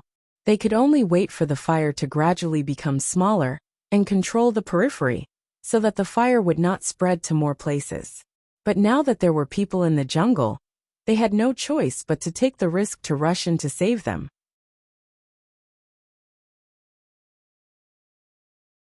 In such an endless jungle, they had no idea where the two of them were. In such a sea of fire, it was like looking for a needle in a haystack, and they were risking their lives to fish for it. Feng Ling jumped out of the fire truck with everyone. Old Madame Feng watched her figure with reddened eyes. Seeing that Feng Ling did not look back and decisively followed everyone forward, old Madame Feng suddenly called her, "Child." Feng Ling's footsteps paused, but she only paused for a moment before continuing. "Feng Ling." Madame Feng couldn't help but rush forward to grab her wrist. "Good child, do you know your background? Do you know what your relationship with the Feng family is? Listen to Grandma. Don't go, okay? You've already suffered for too many years. Don't go." Feng Ling was silent for a moment before gently pulling her hand out of the old lady's grasp. She then turned back and said through the gas mask, "I'll save them. Please don't worry." With that she left. "Ah, child Feng Ling." Madame Feng was about to chase after her, but Feng Ling had already walked far away. Behind her, several members of the fire truck came forward to support Madame Feng, who was almost unable to stand steadily. They politely sent her and Grandfather Feng into the car and let them rest for the time being. Rest? Who could really rest? Grandfather Feng held his wife's hand tightly and looked at the sea of fire. He hated that he was too old. If time could turn back 30 or 40 years, they would definitely rush in to save him. They wouldn't be sitting here crying and being taken care of. There was nothing else they could do. In the end, Madame Feng could only close her eyes anxiously and pray to the heavens, to the Bodhisattva, and to the various gods. In the jungle, no one was more familiar with the environment than Feng Ling. The flames engulfed everything, and the flames and thick smoke also obscured the vision of the road ahead. Feng Ling followed the route in her memory. In addition, Li Nanheng had lived here for half a year, so he was already familiar with many directions and routes. The two of them carried rescue equipment and rushed in first. They stepped on the ground that was barely visible under the flames and leaned forward. The thick smoke was too heavy for them to speak, and the mask on their faces was not suitable for them to speak either. Li Nanheng searched around with the help of the flames. At the same time, his gaze fell on Feng Ling from time to time. He saw that she had been following obediently the entire time, and was not too emotional because of worry. But he knew that this was when she was really worried and flustered. The more expressionless she was, the more emotional she was. She was afraid. She was not afraid that something would happen to her. She was afraid that her mother would really die here. This was the place where she could save her life when she was young. She had spent 5 years growing up here. If something happened to her parents here, how would she face all of this in the future? Li Nanheng lowered his head and glanced at the slightly soft mud. He saw 2 pairs of uneven footprints on it. Looking in the direction of the footprints, he pursed his thin lips coldly. Without saying a word, he reached out and pulled Feng Ling to his side. He pulled her forward and silently gave her the courage to persevere. Feng Ling's hand pressed against his hand, and did not say anything. Feng Ling pressed her hand against his, and did not say anything. She also saw the 2 footprints and guessed that they should be her parents. She immediately clenched her hand in his hand. But after a short while, the man forced her hand open and held it in his palm, preventing her from suppressing her emotions and stabbing herself with her nails. At the same time, he held her firmly and kept her by his side, not giving her any chance to take risks alone. Even if she died here, she had to die by Li Nanheng's side. The 2 of them bent down and continued to walk in, but the deeper they went, the more the smoke choked their eyes. Even though the gas and fire masks were very effective, they still inhaled some. The rescue operations that Feng Ling had participated in before were not as large as the jungle, and she could accurately know the target location.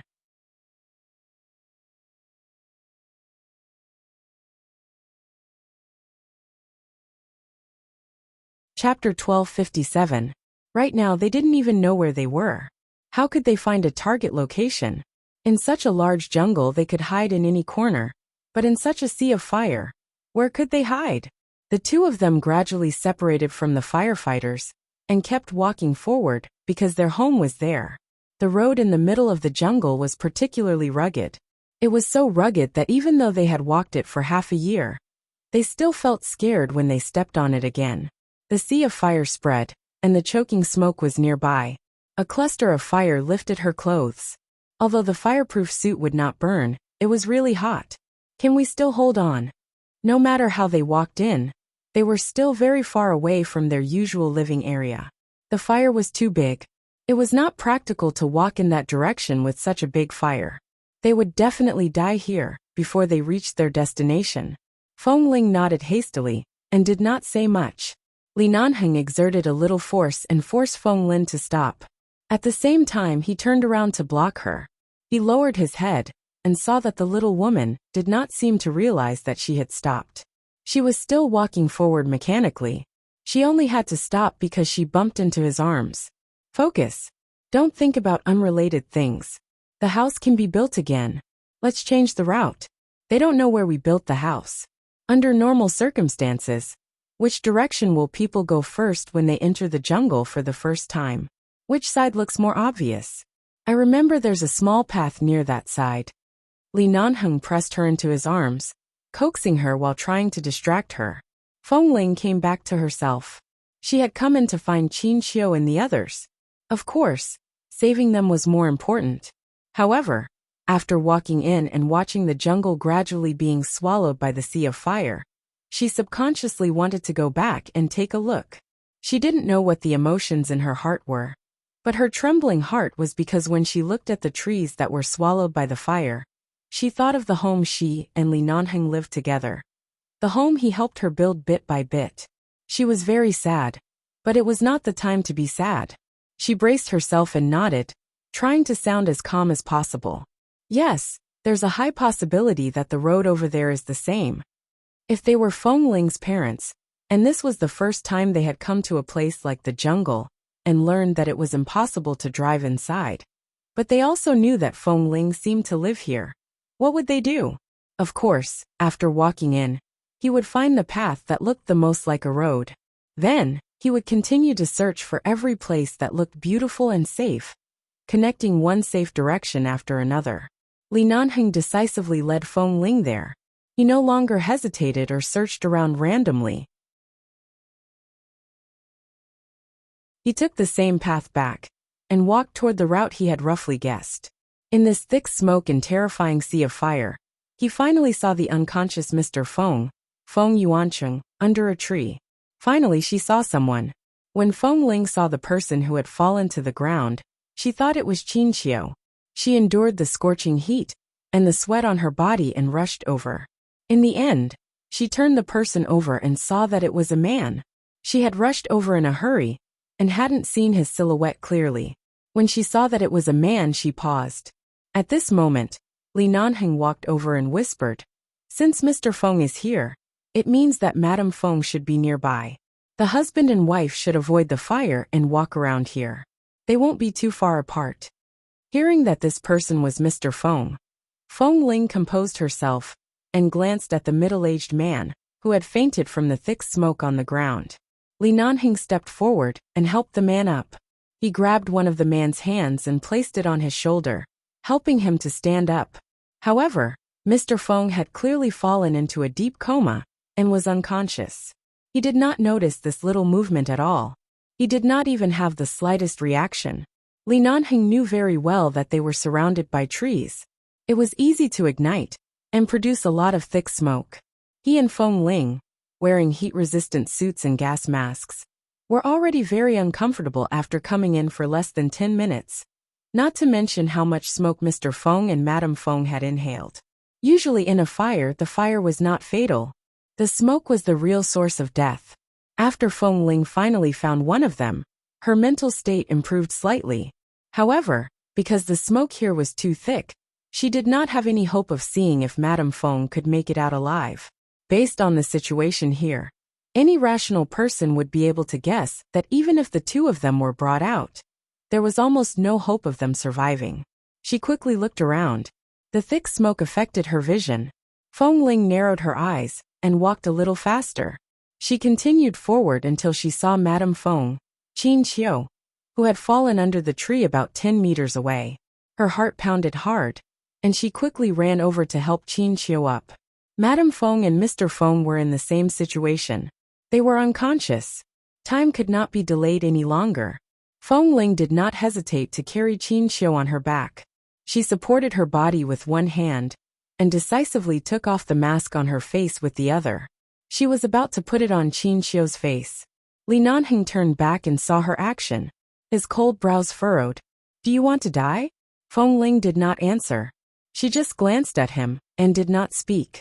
She carried him on her back and walked out.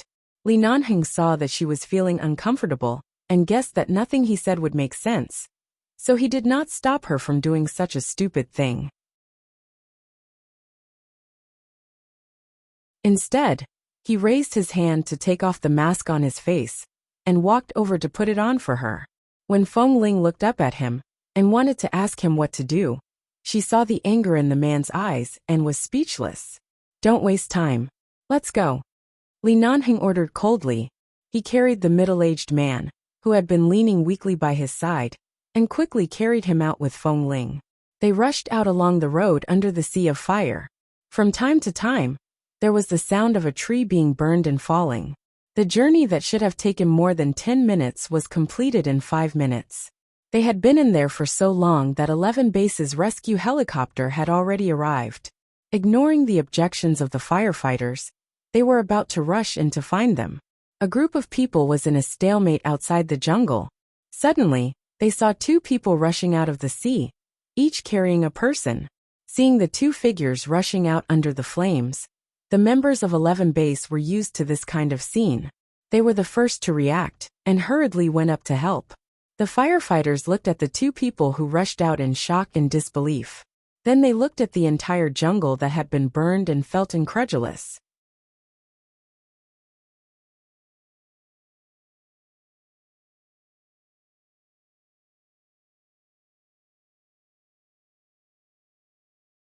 Chapter 1258.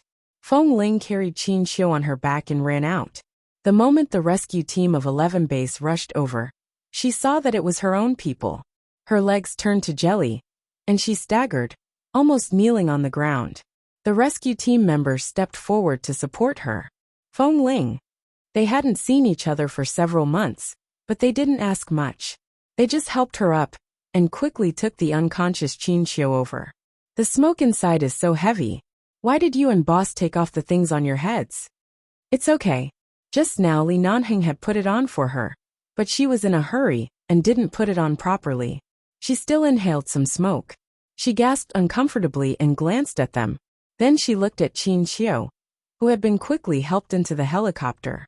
She turned around and saw that Mr. Feng had also been sent into the helicopter by Li Nanheng. The firefighters also rushed over to cooperate.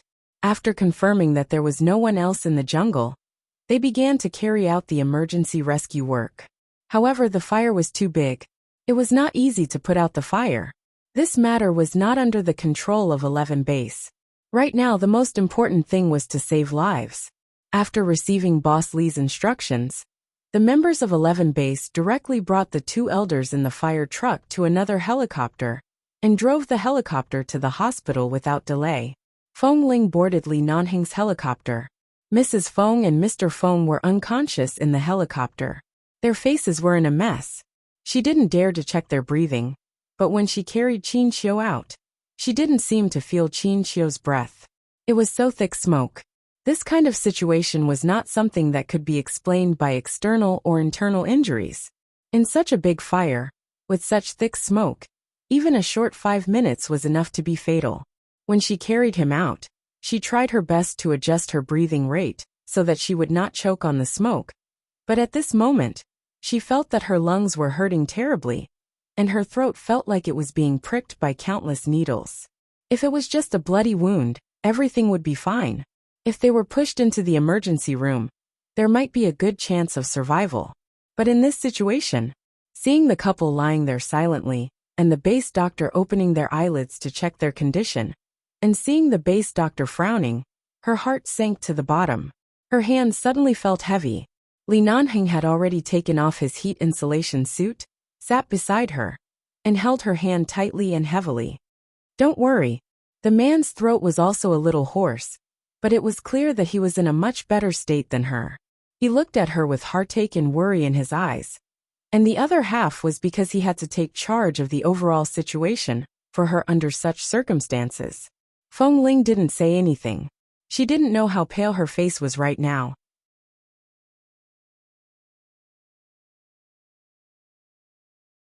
She had some gastrointestinal problems since last night.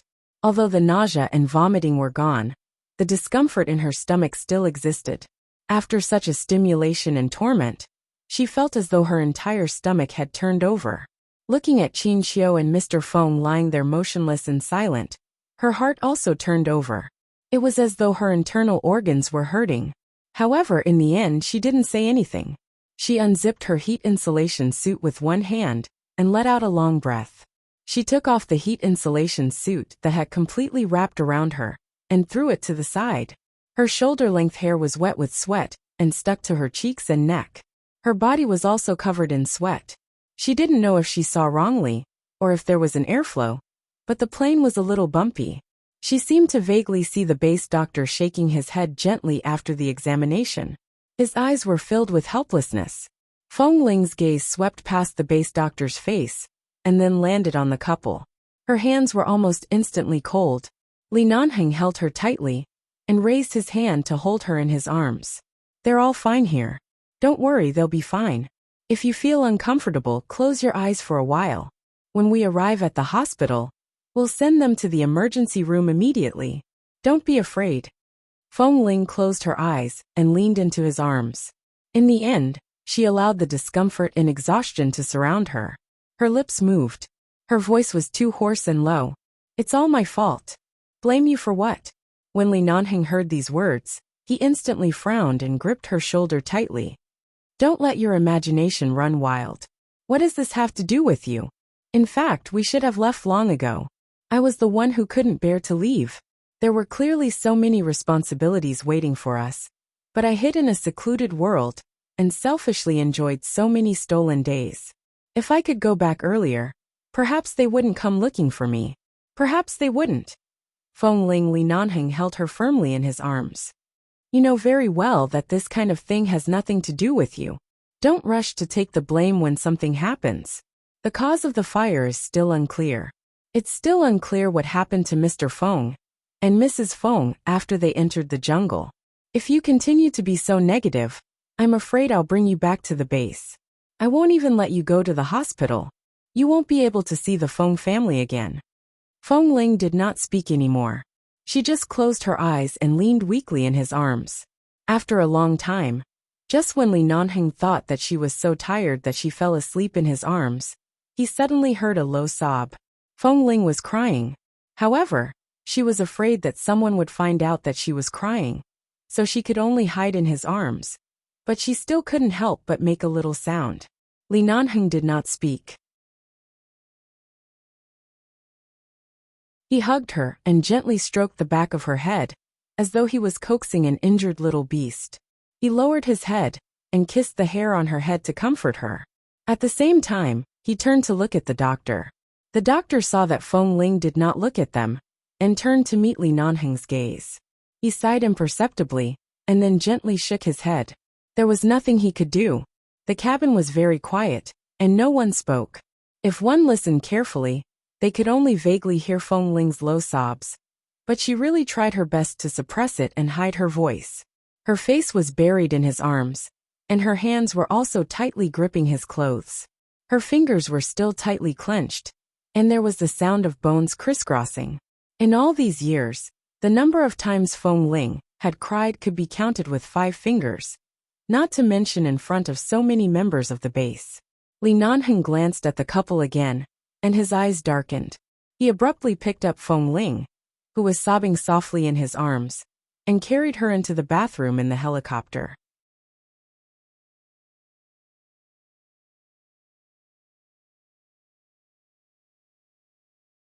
Chapter 1259. In the bathroom on the helicopter, there were all the things and facilities. The space was not big, but it was very quiet. After closing the door, it could isolate all the gazes from the outside. He gave her a quiet space to cry and let her vent. However, after entering the bathroom, Feng Ling just stuck in his arms and refused to raise her head. Li Nanheng locked the bathroom door, pressed her against the door, lowered his eyes to look at her, and forced her chin up to stare at her red eyes. Don't hide. If your heart is too uncomfortable, cry. After all, we've already rescued her, haven't we? The damage has been minimized, and the rest will be left to the doctor. You didn't do anything wrong. That jungle was the place where you lived when you were very, very young. You should be glad that your parents wanted to come here personally to take you back. They have seen the place where you lived when you were young. They really love you and miss you very much. Feng Ling could no longer hold back her tears. She raised her red eyes to look at him, and suddenly burst into tears. She threw herself into the man's arms and sobbed hoarsely. Li Nanheng, I'm afraid. From the first day she could remember, she stood in the jungle to survive, and then for so many years, until today. This was the first time she said she was afraid. Li Nanheng hugged her, and let her cry to her heart's content in the bathroom. In the end, when she was tired of crying and her stomach was uncomfortable, she leaned weakly in his arms, and did not make a sound. After confirming that she had stopped crying, he opened the bathroom door and let her out. At this time, the helicopter had already flown over a large hospital that cooperated with 11 Base, and was about to land. Feng Ling's eyes were already red from crying. The base members on the plane saw that she was actually crying. Recalling the scene where Feng Ling and Boss Li risked their lives to save her from the sea of fire, although they didn't know what relationship the Feng family had with them, their relationship shouldn't be simple. Considering that Feng Ling was also surnamed Feng, the base members didn't dare to ask more. However, after the plane landed, considering that the wind outside was too strong and Feng Ling's eyes were rarely so red, one of the members handed her a pair of sunglasses. Thank you, I don't need it. Feng Ling didn't mind her eyes were red. Put it on. The wind is strong. You just cried, and your eyes can't stand the stimulation. Li Nanheng took it for her, and put the sunglasses on for her. He really couldn't bear to see her crying. Earlier in the bathroom, his heart ached so much that he wanted to dig out his heart. Right now there were still a lot of things waiting for them to deal with outside. There were also Mrs. Feng and Mr. Feng's lives waiting for emergency treatment. He needed to calm down and rationally deal with it, but as long as he saw her swollen eyes from crying, he was afraid he wouldn't be able to remain 100% calm. Feng Ling did not resist. She thought of the 2 elders of the Feng family in the other helicopter. At this time, they must be more worried. If they saw her crying like this, the 2 elders would probably not be able to control their emotions. The old man was old, and could not take too much stimulation. The plane landed smoothly. The base members quickly sent Mr. Feng and Mrs. Feng to the hospital emergency center. Feng Ling got off the plane and was about to follow them when she suddenly heard the door of another plane that had just landed open. Someone was reminding the 2 elders of the Feng family to be careful not to fall. She stopped in her tracks and turned back to see the two elders. She saw that they were trembling and eager to get off the plane. Li Nanheng was going to the emergency center to dispatch people. There were many things he needed to do. He patted Feng Ling's shoulder. Go accompany the two elders first. Leave the rest to me. I'll investigate the cause of the fire as soon as possible. Be obedient and go. Feng Ling stood in place. Seeing that Li Nanheng had already entered the emergency center, she gently exhaled, then turned to the helicopter and went up to help. Grandfather Feng and Grandmother Feng were as anxious as ants on a hot pan. They were anxious to enter the emergency center to check on the situation. When she suddenly saw Feng Ling, Grandmother Feng's tears, which she had held back all the way, fell again. When Feng Ling reached out to support her, she quickly grabbed her hand tightly. Feng Ling, my good granddaughter. There was no need for a blood test or any other verification. When she saw her outside the jungle, she was sure that this was really that child, the pitiful child of the Feng family, who had been lost in the vast ocean at the age of 1. She doted on her the most. Feng Ling's face was somewhat similar to Qin Qiu's, but her features were very similar to her father's. Her entire body was filled with the shadow of the Feng family. It couldn't be wrong. In the eyes of outsiders, she still looked cold and unapproachable. However, after her hand was tightly grabbed by the old lady, she did not move away. She only supported her and nodded at Grandfather Feng, who was walking over. She said softly to them, I've already sent him to the emergency room. I'll accompany you to the emergency center to find a rest room. Earlier, I choked on a lot of smoke and was tossed around all the way. Even young people can't take it, let alone you two. Go rest first. We'll be here. Don't worry. Grandfather Feng nodded and said softly, I've already sent him to the emergency room. Grandmother Feng cried and nodded. Child, you know who we are, don't you? You know where you're. Let's wait for news from the emergency room. Although Feng Ling knew that they were her family, and that the people in front of her loved and missed her grandparents, now was not the time to acknowledge them. Besides, she didn't know how to deal with such feelings. She interrupted her softly. Her sunglasses covered all the true emotions in her eyes. She only called the members of the base in the helicopter to help her help the two elders of the Feng family in. Even though Feng Ling looked indifferent and unapproachable, at least she did not let go of Grandmother Feng's hand. When she sent them to the rest room, she said that she would pour them 2 glasses of water. Grandmother Feng could see that her entire body was tense. Even though she was reluctant, she still let go of her hand. Feng Ling asked someone to accompany them here. She then turned around and went out. She found 2 disposable cups to fill with warm water. When she returned with the water, she was still thinking about the jungle that had been swallowed by the sea of fire. The home she and Li Nanheng had built with their own hands would definitely not be able to return. Thankfully, all the memories were warm and happy. Thankfully, neither of them was injured. As he said, the home could be rebuilt if it was destroyed. Life was more important. So how did the fire start? She remembered that before she left, she had extinguished all the fire sources. She was afraid that it would cause a fire in the jungle. Fire prevention was very important. She had been very careful, so it was impossible for it to have spontaneously ignited from the inside. There must be some external factor.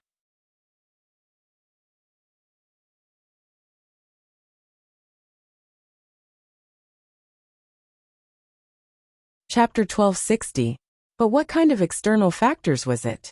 There was no one nearby, and there were signs prohibiting tourists from approaching. She knew that there was no one to control the jungle, and that it was not safe, so no one dared to go near it. It had caused such a serious fire so quickly.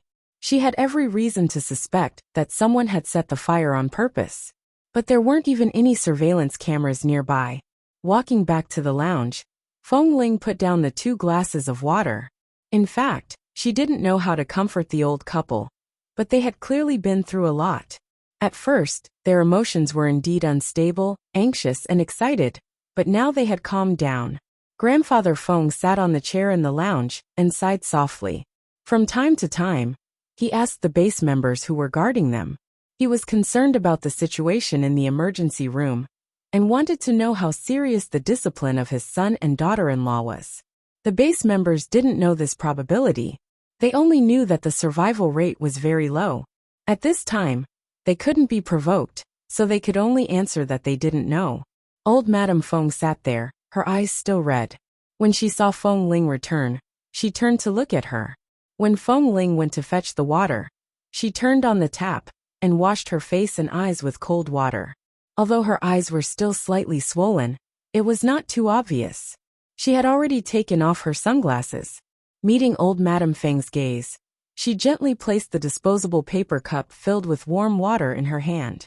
Drink some water first. Calm down. Old Madame Feng looked at her with mixed emotions. She wanted to say something.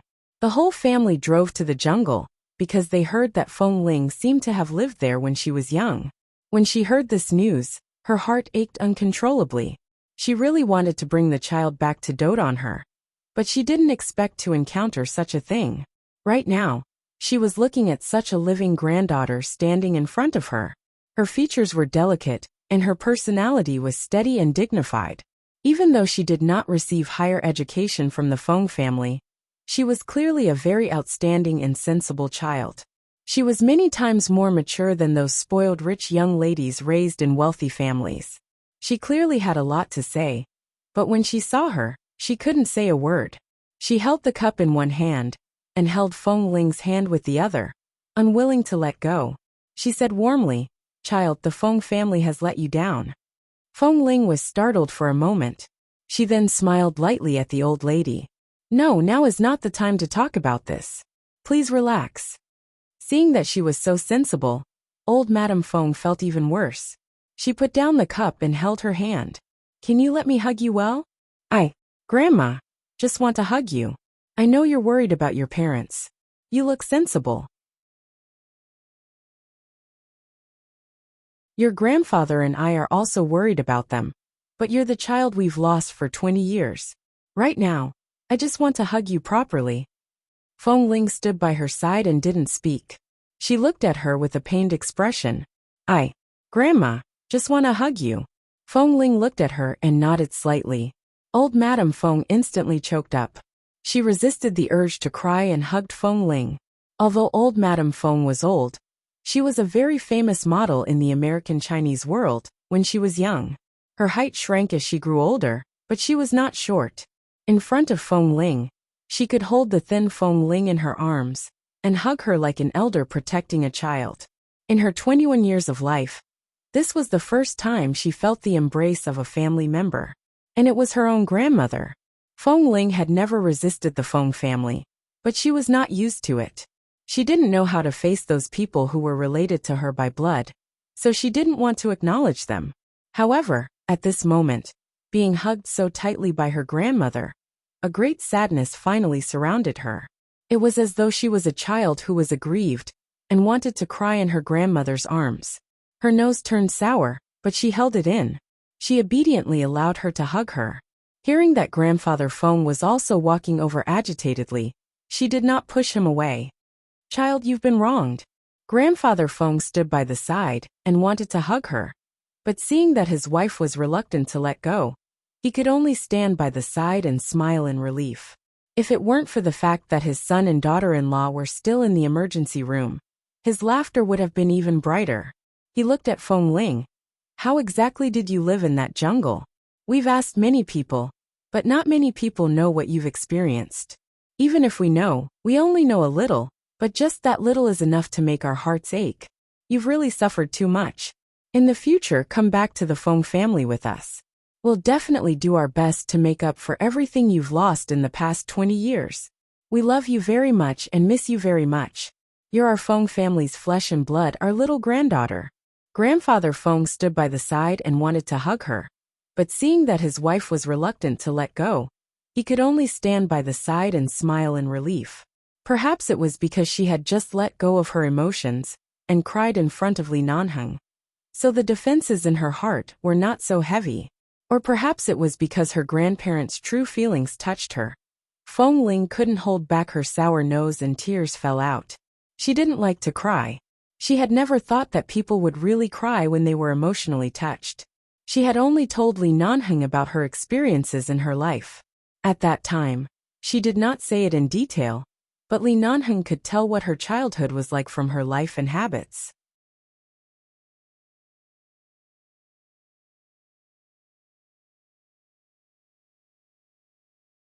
He had even accompanied her to live in the jungle for so long. In this world, it was enough for only Li Nanheng to know her experiences. She didn't want to be the kind of person who would show others the wounds that had long healed, so she didn't follow Grandfather Feng's words.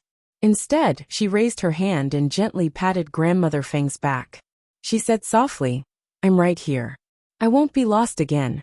You two should rest well." Grandfather Feng's eyes instantly turned red when he heard the words "won't be lost again." Grandmother Feng hugged her even tighter. At this moment, there was the sound of the base members greeting him respectfully. Then Li Nanheng appeared in front of the lounge. The man's gaze was solemn and indifferent as he looked at the two elders of the Feng family. He nodded politely at Grandfather Feng and glanced at the figure being held by the old lady. His voice was so serious that it made Feng Ling shiver. "Feng Ling, come out." Feng Ling patted the old lady's back again. She turned around and saw the man's solemn expression. Ching Ching has finally opened a reader group after more than a year of cheering from the readers. Ha ha ha, and it's a WeChat group. If you want to join, go take a look on Weibo and send me a private message to take a screenshot of my fan value. You're tuning in to the Li Mei's Wuxia Whispers YouTube channel. We're so grateful for your support, and don't forget to subscribe to join us on this incredible journey through captivating stories. Your generosity through donations truly makes a world of difference, as it's the primary source of revenue that allows me to expand and enhance this channel for you. Thank you from the bottom of my heart for being a part of this adventure.